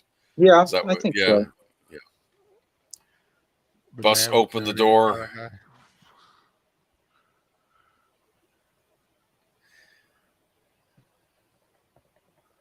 This guy's living the high life.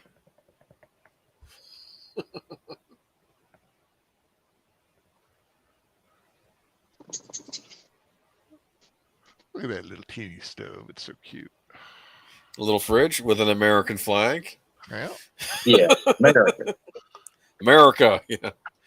I somehow think Scorpio is not the patriotic type. I'm not really sure what type he is other than just crazy. Yeah, that's true. Like, I don't know. Like I said, oh, he comes from the left. Well, sort of. I mean, he does use some of that language, like calling the cops pigs and whatnot. But he's just a degenerate. I just a complete and utter. Ugh. Because I guess in the documentary I was watching, oh, in every other movie, it's either a villain from the left or a villain from the right, you know. But it's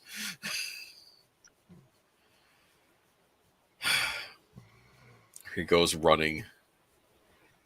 You know what I do appreciate about this movie? After he's been stabbed in the leg, he cannot walk properly for the rest of the movie because he got hit bad with that knife. So you know you get the right place that the muscle, bones, tendons, they'll be screwed up. Yeah. Like they made a big thing, like the woman who shot Andy Warhol, right? Well, didn't he always have he was in pain like the rest of his life because of where he was shot. He survived, but it's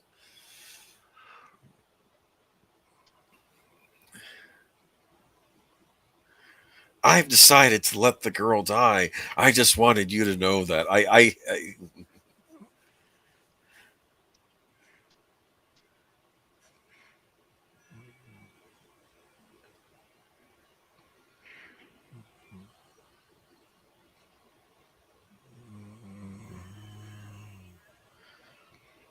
Oh, didn't think about that. He was turned with the hands up, wasn't he?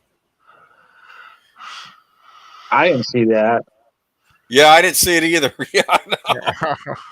I thought he had. I thought he was flashing a gun at me.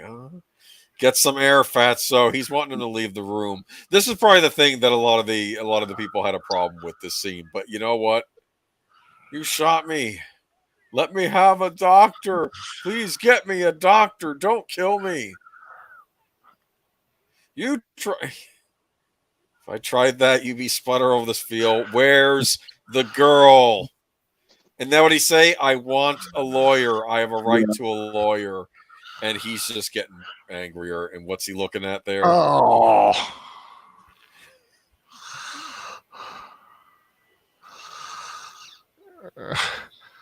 Now, to be fair, I think the whole Miranda rights thing was fairly new when this movie had come out.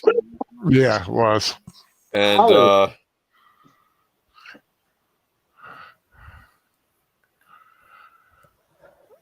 He is a whiny little baby, though, isn't he? I hate him. I hate him so much. I have a right to a lawyer. I'm like, fade to black, and that's one of the more uncomfortable scenes with Harry. But I'll understand where he's coming from. He is about, I have to save the life of this 14-year-old girl that he dumped somewhere, and it's.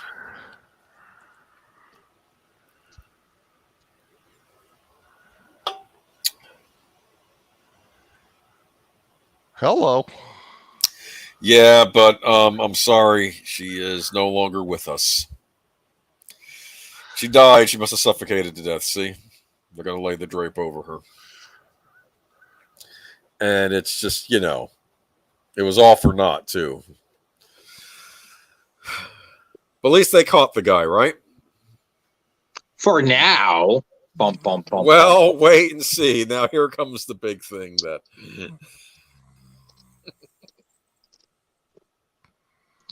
I mean, the Shield is a lot more disturbing. Oh, the Shield. Oh, my goodness. It's funny. My brother wrote his predictions for what happened after the Shield ended. And one was Vic Mackey is now the head of the Department of Homeland Security. Somehow he had that job at the end. He worked his way up and he became the... I don't know. Gonzalez, was that the guy's name in it? He was governor of California. I'm trying to think. What was the guy's name? Dutch? Was he the nerdy detective guy? Yeah, the good detective. Yeah, he was a crazy homeless man, like a guy from an anime watch called Paranoia Agent, where he was just running the street. And basically the that area they were in, I forgot what it was called in the Shield. It now looks like something out of the Warriors, and all the gangs have taken over. You're lucky I'm not indicting you for assault and attempt to commit murder. What? Where does it say you can kick down doors, torture suspects, deny medical attention and legal counsel? Extenuating circumstances, I believe that's a term. Here, and I keep thinking, well, what did it mean breaking it in or the search without warrant? And think, oh, his little hovel he had at the stadium that technically counted as his place of residence. I forgot. And here, actually, it can. Oh, I'm sure they did the research on this movie. Yeah, I think he did break all these things, but still, he's free. But if you have exigent circumstances and you can prove to a judge, look, I didn't have time to wait. Here's the problem. To save a person, because saving a person's life is that's pretty hardcore stuff. Well, they bring that up in this. He does bring up the part about the girl. Part of the problem was, one, Scorpio can just deny. Now, granted, he must have given up the location of the girl, so that should have been something that could have convicted him, but it's inadmissible as evidence. It's the law. And everybody hates this DA character in this movie. I actually don't think he's awful compared to some of the people we see in the Dirty Harry sequels.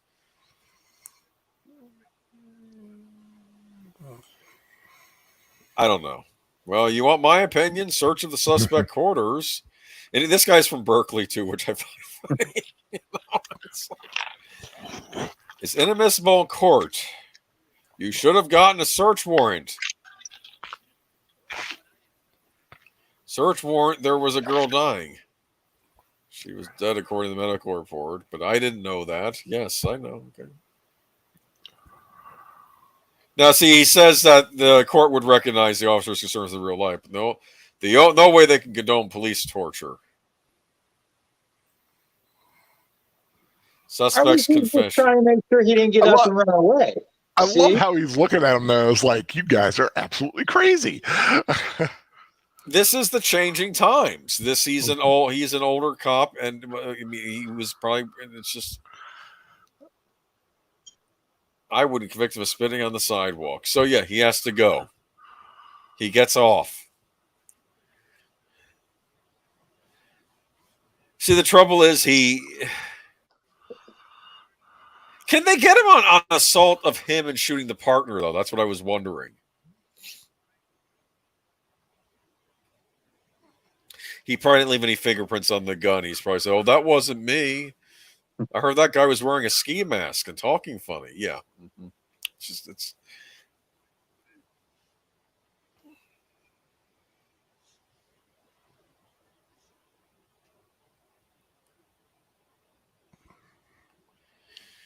He'll kill again.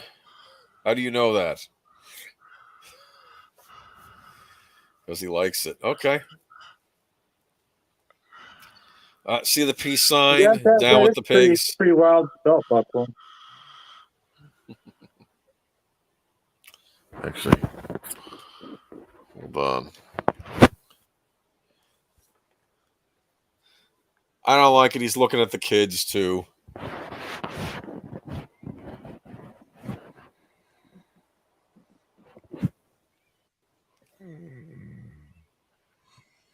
And who's there watching him, huh?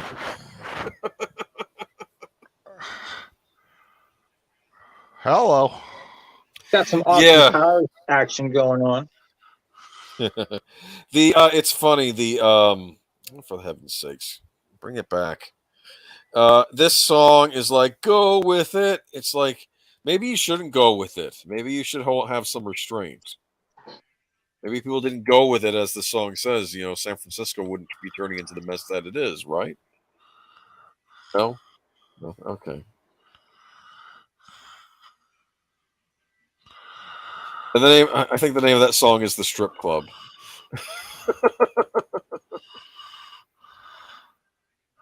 This is not Big Al's place. No, it's Roaring 20s. Amateur topless contest.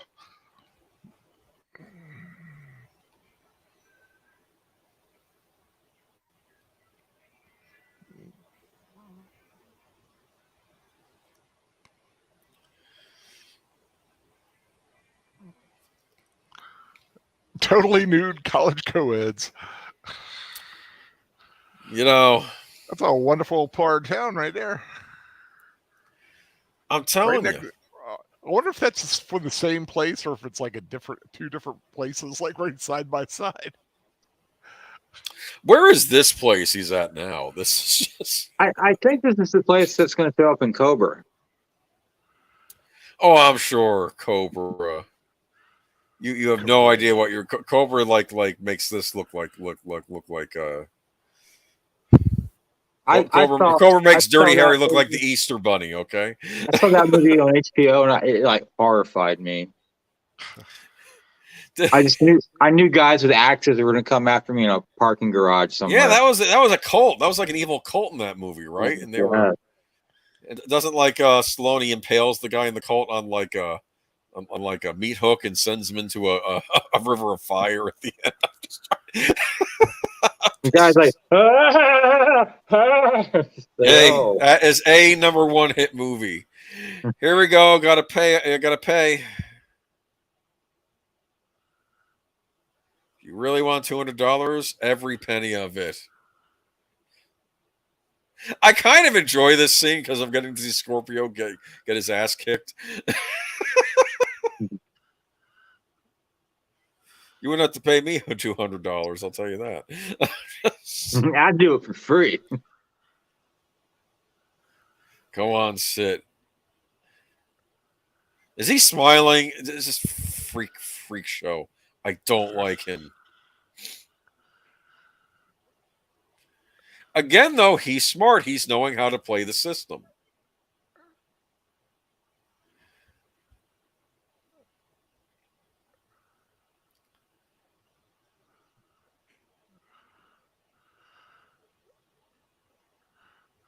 It does make you wonder if he does kind of like it a little bit.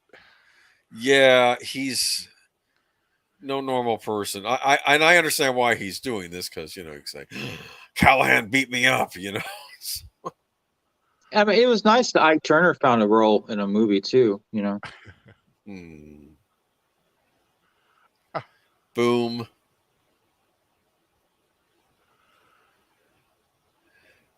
Are you sure you want the rest of it? Oh!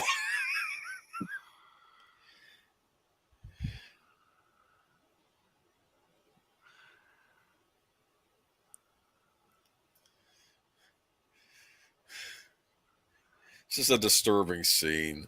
It's a disturbing movie. Why'd you pick this movie, Birdman? Honestly, why can't you watch movies about happy things? This is just. Yeah, I picked The Accidental Tourist. Okay, so The Accidental Tourist. I'm telling you, man, Accidental Tourist. I bet Scorpio was the one that took out the kid. He probably laughed and got out of there, and he'd get caught. And William Hurt was meant to let there. Boomer, you had to go there. Wow. I know. Whatever. Anyway, look, here are the vultures from the press. Take the side of the psychopath, right? They tried to frame me for the Deacon girl murder. Supposed to be innocent until proven guilty. He's right.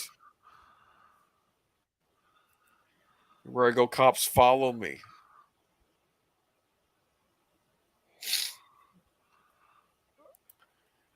Can you identify him? Did you listen to The Accidental Tourist yet? I did a little bit. It's a lovely score.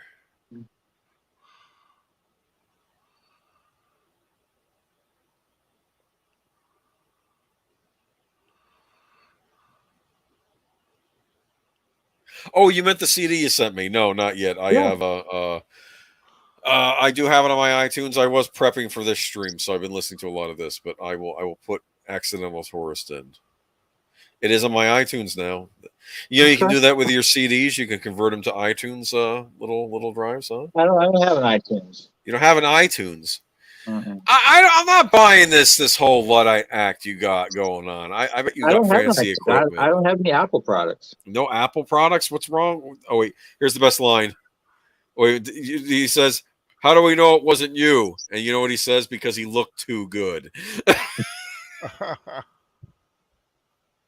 No, I did listen to the Accidental Tourist before we did the stream, but I will be listening to that.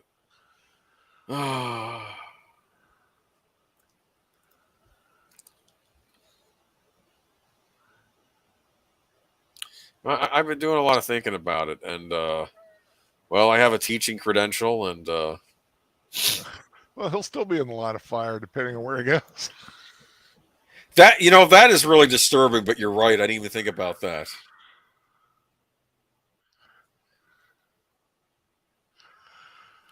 Just because you're a teacher doesn't mean you're out of the woods with this stuff. There's his wife. You gotta like a hospital that has like a little outdoor area where they're like push your bed. Hospital.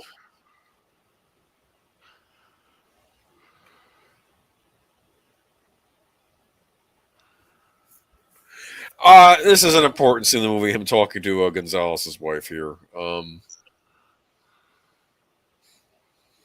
I like it. She's kind of treating him like a person. Not that people haven't treated him like a person, but she's.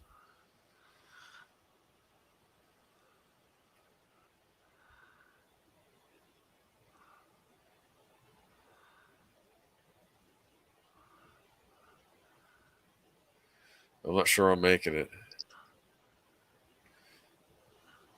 Pig this and pig that. Yeah, she's.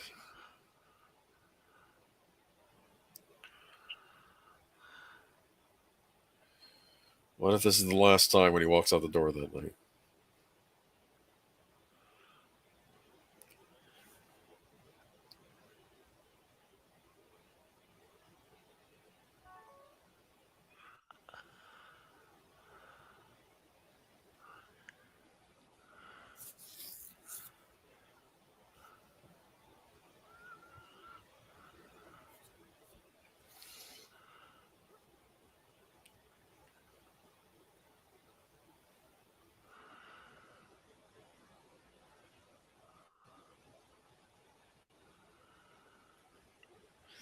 And why do like you that. say in it? I don't know. I really don't. I like this converse. This is such an important scene in the movie. I like what he says about Chico. I don't blame him for leaving. You know, this is no life for you two. And he means it too. He actually, plus Chico did save his life and took a bunch of bullets for it. So leave.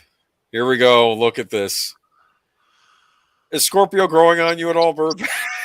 What did you Not think of really. Scorpio when you were watching He's this? creepy. He's creepy. I absolutely hate him. Even this line coming up.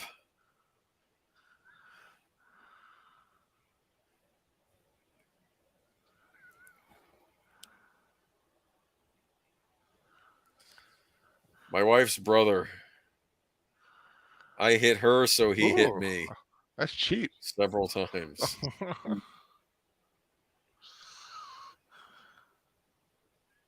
You're the guy that's been robbed all these times, aren't you?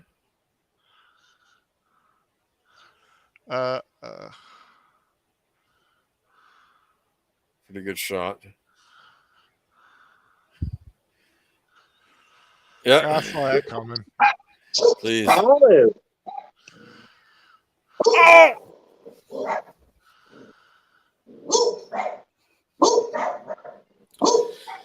He wanted the gun. Olive. I wasn't sure if that was coming from the movie or you. I thought he's got a dog in the liquor store. And here comes the school bus. Used to ride a school bus like that to school, Al? Oh yeah, my mom was a school bus driver. Oh, cool. 40 years. She drove me to high school. That is an important job.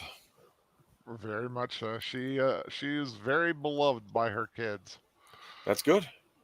I have a cousin who's a school bus driver. She's a school bus driver.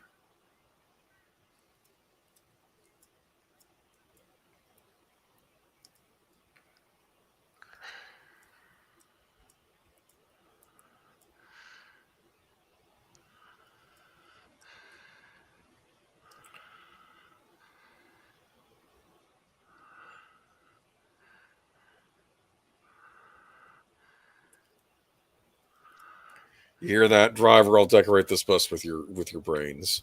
Yeah, that's pretty hardcore right there.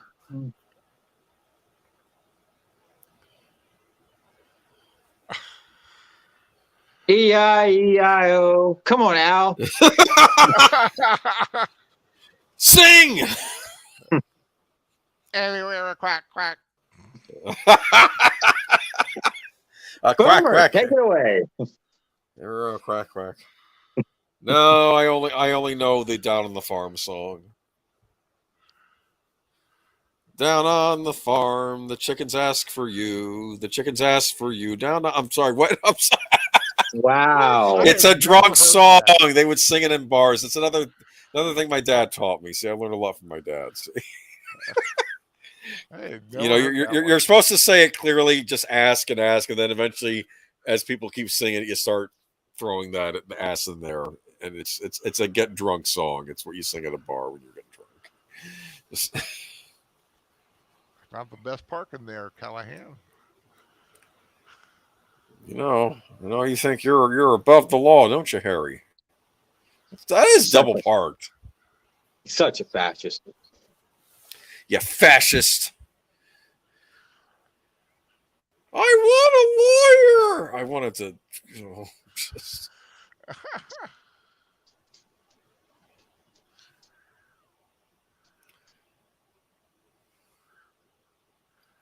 Hi, Scorpio, like kidnapped a bus full of little children and is threatening to murder them all. So we have to pay him again. I mean, that's...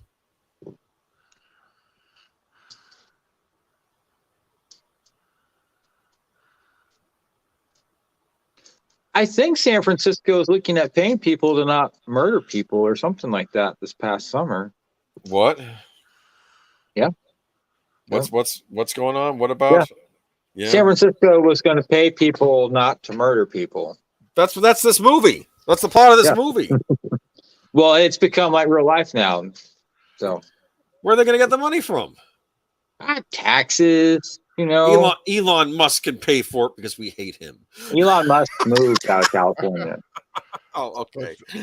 Top 1% to pay for it. I will call the mayor's office at. Oh.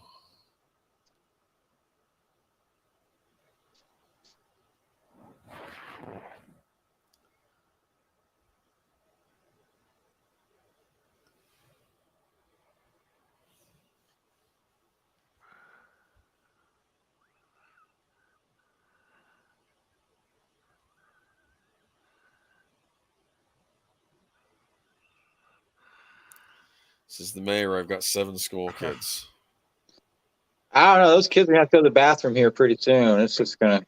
Well, that's what they're thinking. They're trying to get off the bus. They're like, who's this weirdo? It was all right in the beginning when he was having to sing, but, I kind of like to go home. I'm missing Fat Albert and the Cosby Kids. I mean, I don't know what were they playing on for kids' cartoons in '72? They should have made a Dirty Harry cartoon show for the kids in the '70s, right? This is like a Filmation Dirty Harry cartoon where Scorpio could action figures. Yeah, and Scorpio could be a reoccurring villain every so often. He'd pop up, and you'd have to take action figures. Yeah. There's a Dirty Harry action figure coming out this fall, I think. Are you talking about the hot toy? I don't know. I'm talking about whatever Dirty Harry figure I saw. I saw a Dirty Harry figure online. Okay, that's a hot toy. It ain't an action figure. That's an adult collectible. It's a foot tall. Oh, all right. And it costs like $300. That's not an action figure. It's a foot tall, huh? This is an action figure. That's green. That's Hobgoblin. Yes. I know a little bit about Spider-Man. I had the origins of the Hobgoblin trade paperback that told about his origin. Really? Yep. It's pretty interesting. And like a graphic novel? Yeah, but I got it back in the '90s though. So, but okay. It was funny because I think this was another failed attempt to do another super soldier serum, and the Hobgoblin got his hands on it and injected himself. I knew it was a big thing. Well, the Green Goblin he was working on some stuff, and it made him super strong and everything. Yeah. And then the Hobgoblin just replicated it. Yeah, I've always gotten the impression that all these things in Spider-Man with these serums, I always felt everyone keeps trying to replicate the Captain America serum, but it keeps going wrong. That should tell you something. Maybe you shouldn't try to do this. Yes. Gently down the stream. No offense. If I had to sing Row, Row, Row Your Boat, I'd be getting impatient too, because that's... Oh, charter service. He's not good with kids. I think the kid in the back, he's shaking. I think he's got to go pee. Am I wrong here? Like, where are we going? I'd be good for about maybe 2 hours in the car. That'd be about it. Really? Yeah. So you used to have to take like 3.5 hour drives to Orlando. No stops. Look at that rainbow intersection. I guess that was the 70s thing, right? Yeah. Like Rainbow Connection, Kermit the Frog, right? I'm just thinking. Merrily, merrily, merrily, merrily. Life is but a dream. Raising a hand. Where are we going? This isn't supposed to be the way we're going. We're going to the ice cream factory. Holy Anybody crap! want- He punched the kid.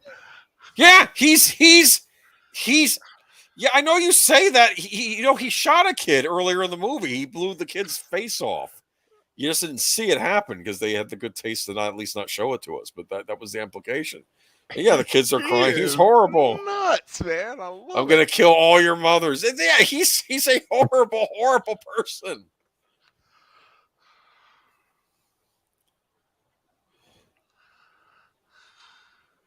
It's not right to treat children that way.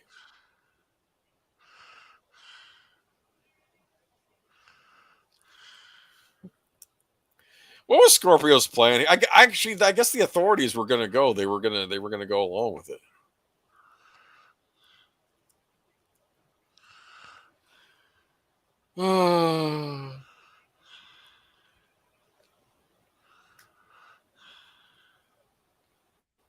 Sir Francis Drake Boulevard.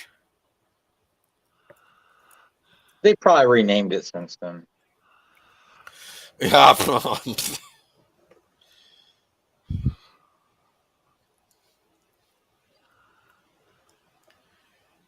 What do you think, Al? Scorpio going to get away with it? Oh, I don't think so.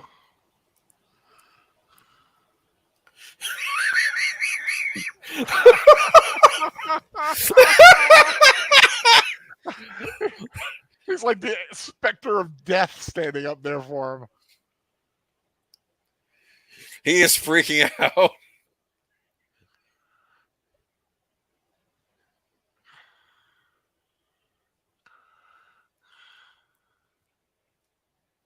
Boom, on the roof.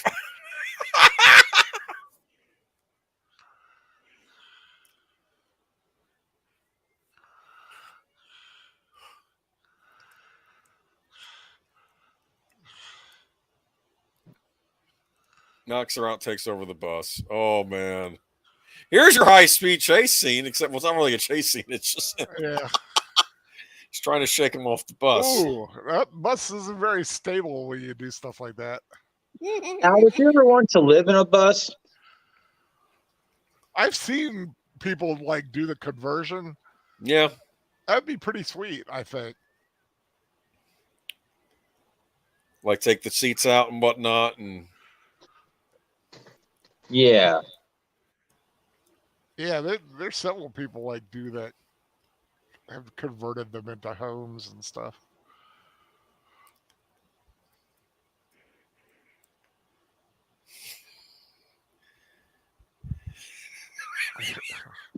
I'm sorry. Just I hate, and he's still walking funny.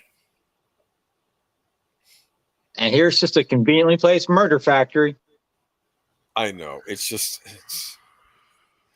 what are they making in this place? Murder.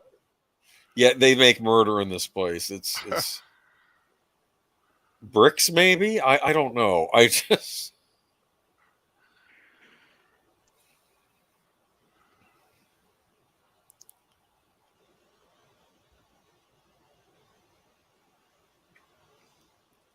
Yes, I do tend to like the jazzy scores, though, Bourbon. I'll admit it. I watch a lot of You do. a lot of the Italian movies I watch have those jazzy scores in them too. I do like those. It's that I don't know. You know, maybe it's I don't know why. I'll have to think about why I like them a bit more. But it's Why walk when you can take the conveyor belt?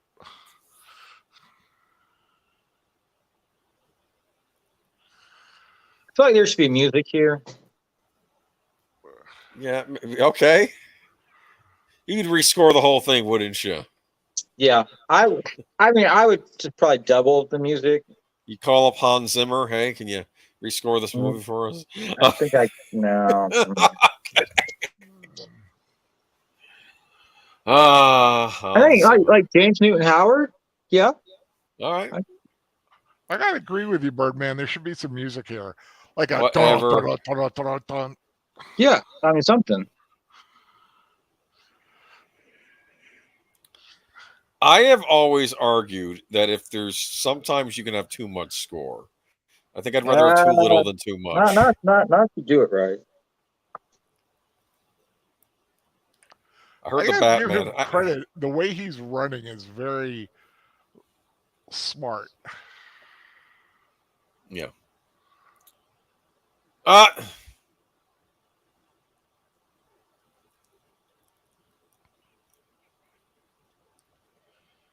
He'll blow his brains out.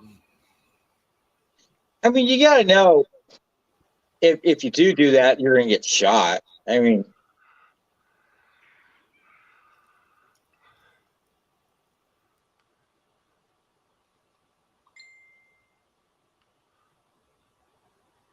Got him in the chat. Got him in.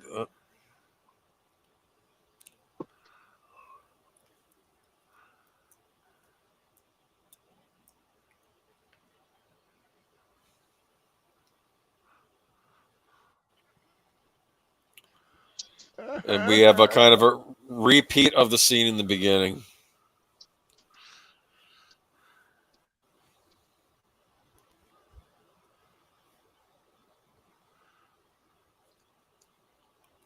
Notice how the scene is played very differently, even though it's a dialogue is very similar. Did he fire 6 shots or only 5?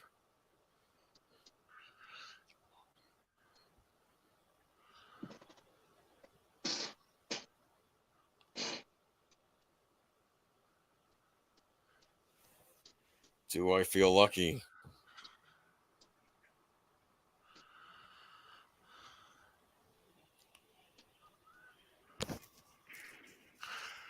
He only fired 5.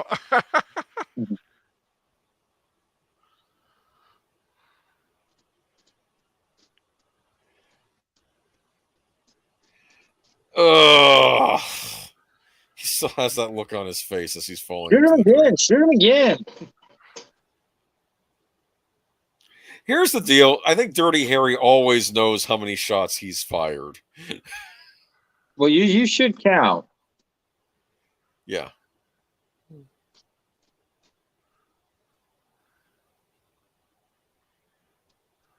Yeah. Pulls out his wallet, tin star, or gold star, I guess, in this case. Just...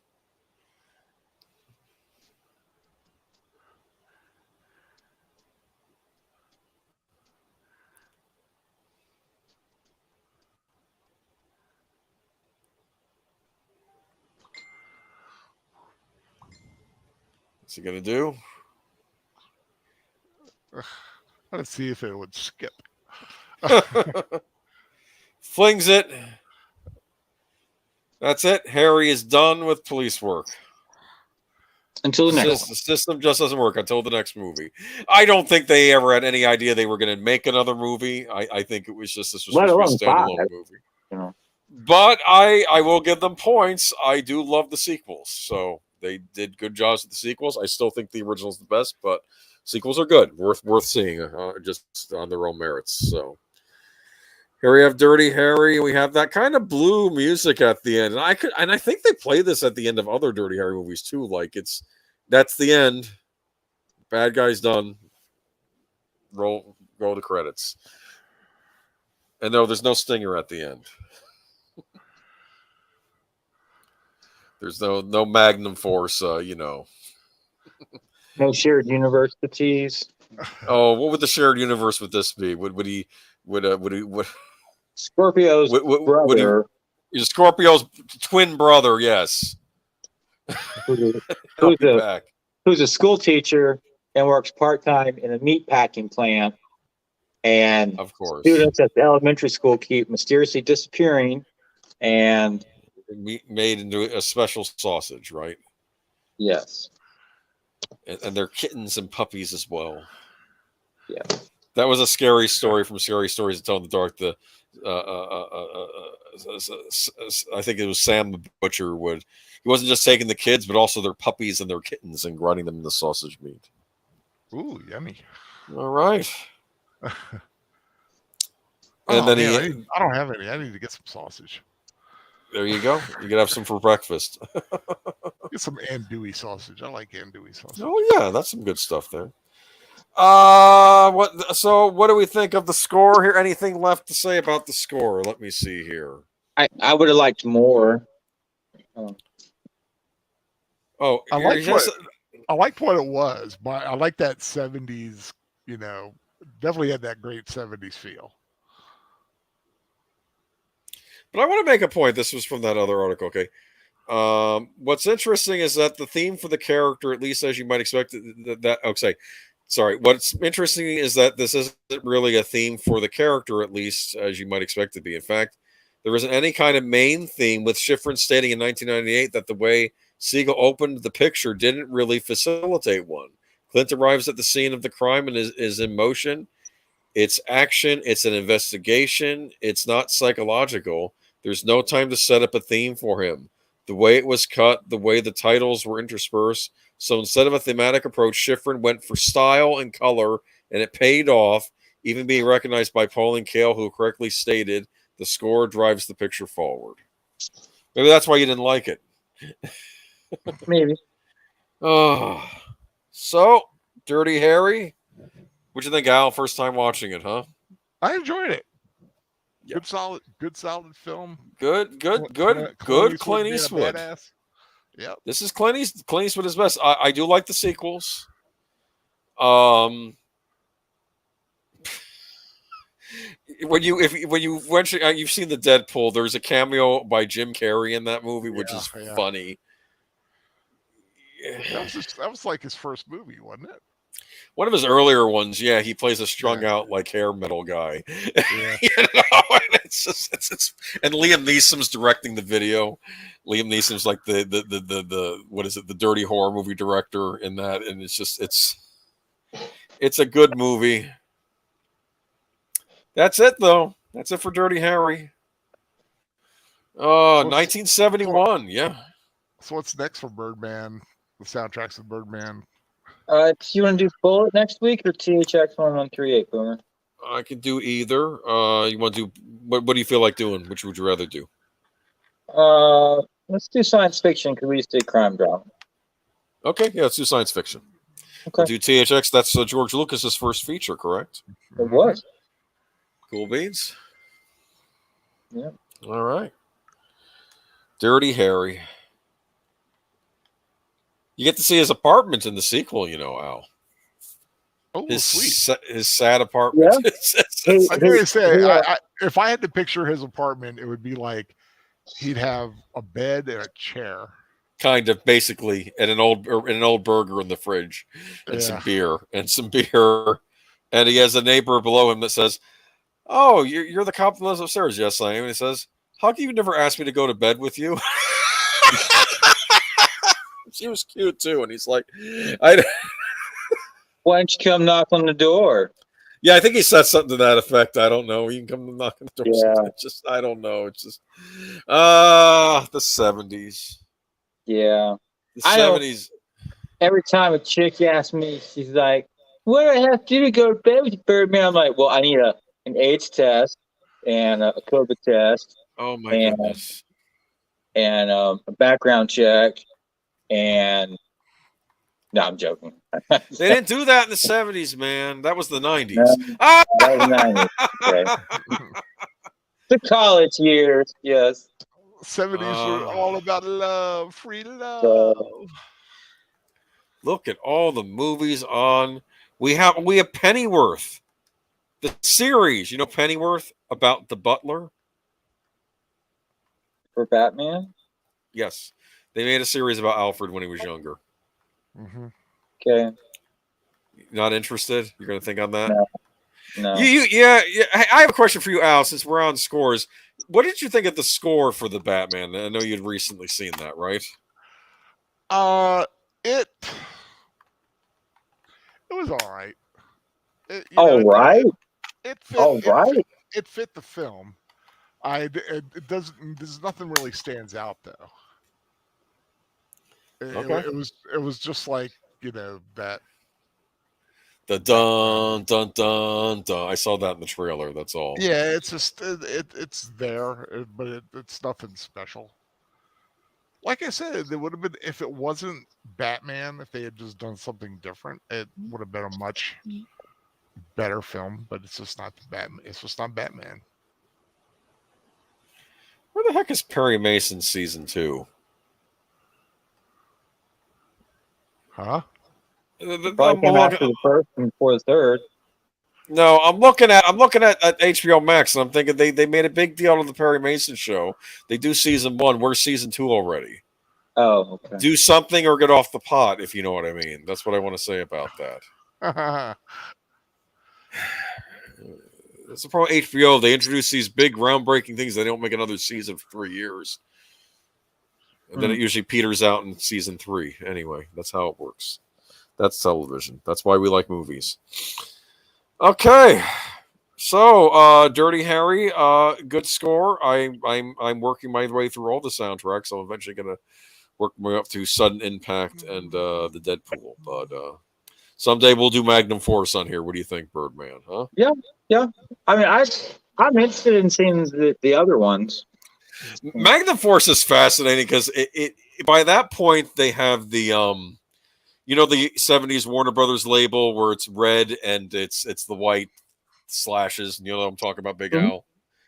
And it starts out with that, and then it fades. The red fades, and then red opens up again, and it's Dirty Harry and his gun on the screen, and then it says, and you hear the Schifrin score, and it's just completely chaotic, and it's bringing you into Dirty Harry is back. Everything's gone crazy again in San Francisco, but Dirty Harry's there. I'm trying to think though. Rather good Clint Eastwood movies from the 70s, like Outlaw Josie Wells, as you said, and Outlaw Josie Wells and Pale High Rider. Plains. That was 80s, I think. High Plains Drifter. That was a 70s western. Remember that one? What I know about High Plains Drifter is they always played that one on like TNT, like once every 3 months or something. They had that thing on there. It's like how you used to have television shows where you had your most rerun movie. That's the most rerun Clint Eastwood movie is High Plains Drifter. All right, so next week we'll do THX 1138. Yep. 1138. Okay. That's a classic George Lucas, so I haven't seen that one in ages, so I'll have to give that a rewatch. Zootopia? What? Just got back from seeing the Batman. Well, you could have been watching Dirty Harry. Yeah, well, what did you think, Zootopia? Tell us real fast. Did you like the Batman? Everyone I've talked to is mixed on it. Some people love it. Some people, I don't know. It depends what you're looking for, basically. I think you were saying it was a good movie, but not a good Batman movie. I think that was your synopsis, right? Yeah. Yeah. I don't know. I'm just... I'm starting to wonder if the age of the super movie is kind of eclipsed. Though apparently Marvel is going to double down on Doctor Strange. I guess they're saying he's the anchor of the MCU now. Better than Captain Marvel. What's the only character they have left? They had Black Panther, but the actor died, so they don't have him anymore. So they got rid of the other guys. It ain't gonna be the Hulk, I can tell you that. I don't even know if they're gonna have Mark Ruffalo coming back. They don't have exclusive rights to Hulk. I thought they got those rights back though recently. I don't think they did. I think Universal finally just passed on it, and they said we're not going to do it. I think they can only use him like not as a primary character. I'd heard that, but then I heard that maybe the rights finally reverted back to them because Universal just hadn't made a Hulk movie since Incredible Hulk. They had let us with Edward Norton that we didn't get to see Edward Norton anymore. Honky Tonk Man, that's the film that he did when he was a son. I don't know if I've ever seen that one. I saw Any Which Way But Loose. It stars his son, Kyle Eastwood. It's with him. All right. Honky Tonk Man. I'll have to look for it. Zootopia says it's a good 2 hours. Unfortunately, it was 3 hours long. I've heard they need to shake an hour out of it. That's my main thing about this. It was way too long. I know that the original cut was like 4 hours and rated R. Really? Yeah. I heard another thing that this should have been an R-rated movie. Like they're trying to make it edgy, but they don't want to go full on. And I don't know. I mean, I'm sure it'll come to HBO Max at some point if I want to watch it. It has a good noir feel. There's some, he does this very like 40s style monologue kind of thing at the beginning where it's like the city is dying, I come out every day to do, it's that kind of a thing that he does. But it just, Is he doing a Chris? he plays the Rudy boy again. And I was like, oh, come on. I don't know. I just. In my review, I didn't even mention Alfred, Andy Serkis, because he's totally forgettable in that role. I'm not a huge. I don't know that I'm a huge fan of Andy Serkis outside of his motion capture performances. I found him very annoying in Black Panther when he was on screen. I was happy when he got killed off in that movie. He's a good actor. They just made some really bad decisions with the Batman, in my opinion. Yeah, well, I don't know if Warner Brothers even knows what it's doing anymore, because it does the Batman, but then doesn't want to make another Joker movie, but it's not going to be connected to the Batman. And then is Batfleck still a thing, or do they finally get id of that? What's the plan? I don't know. I don't think they know what they're doing. Well, thank you for coming by. Riddler, the guy playing Riddler was great, but it wasn't Riddler. Gotcha. So you're saying, Daniel, what? Let's say thanks for coming by tonight, Al. Thanks for having me. I appreciate it. Have you seen THX-1138, Al? I have never seen that movie. It is on my list. Put you down for next week? Maybe. We'll see. All right. Okay. I'm literally taking things a day at a time. Ooh, I understand. That's the night before my mom's funeral mass. Oh, I'm sorry. No, yeah. I mean, do what you got to do? St. Patrick's Day is the day that everything's planned right now. I gotcha. So, well, if you want to come by and take your mind off things for a bit, you're always welcome to come on. Come on another time too, if you prefer it then too. Yeah. I appreciate it.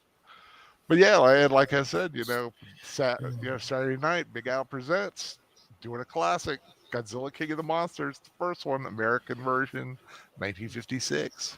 The one with Raymond Burr, right? Raymond Burr, yep. We bring it back to Perry Mason. The one I grew up with. Yeah, a lot of people were wondering if I was doing that one or if I was doing Gojira, but no, I'm doing the American version because that's the one most people. It's the one you remember from growing up. Gotcha. Exactly. And then, of course, 2 weeks after that is Tremors. So it's Monster. Yes, Mark, I'll be on for Tremors. I'll be on for Tremors. Looking forward to that one. All right, cool. Like I said, Birdman, you're always invited if you can stay up that late. I know you have a hard time staying up that late. Yeah, I do. I'm so exhausted tonight too. I just kind of hit a wall this afternoon. Gotcha. Yeah, I had wait for the insurance man to come out today to look at the roof to figure out if I'm getting a new roof or I'm getting a new loan for something I don't want to get a loan for. So gotcha. All right. Well, it was good. Actually, I do have to ask: are you getting a War of the Worlds poster? Let me see what the insurance man says tomorrow. I'm just okay. Yeah, I know exactly what you feel like. Yeah. All righty. You go on Amazon, you're like, oh, I'd really like that, but I need to wait to see what this costs. But no, my roof is legitimately leaking around the chimney. It's $1,200 to patch it. It's going to be $9,000 for a new roof. Yeah. If insurance says it's covered, then new roof it is. If it's not, then $1,200 it is. So we'll see. Yeah. So. All righty. Well, I hope it gets covered. So yeah, I hope it's covered so you can stay covered. He was taking pictures of my windows and my doors. I'm like, you heard? Look at the roof, pal. I mean, why? I don't know. Anyways, so how old's your house? It's 3 years younger than I am. It's not the original roof though. Oh, okay.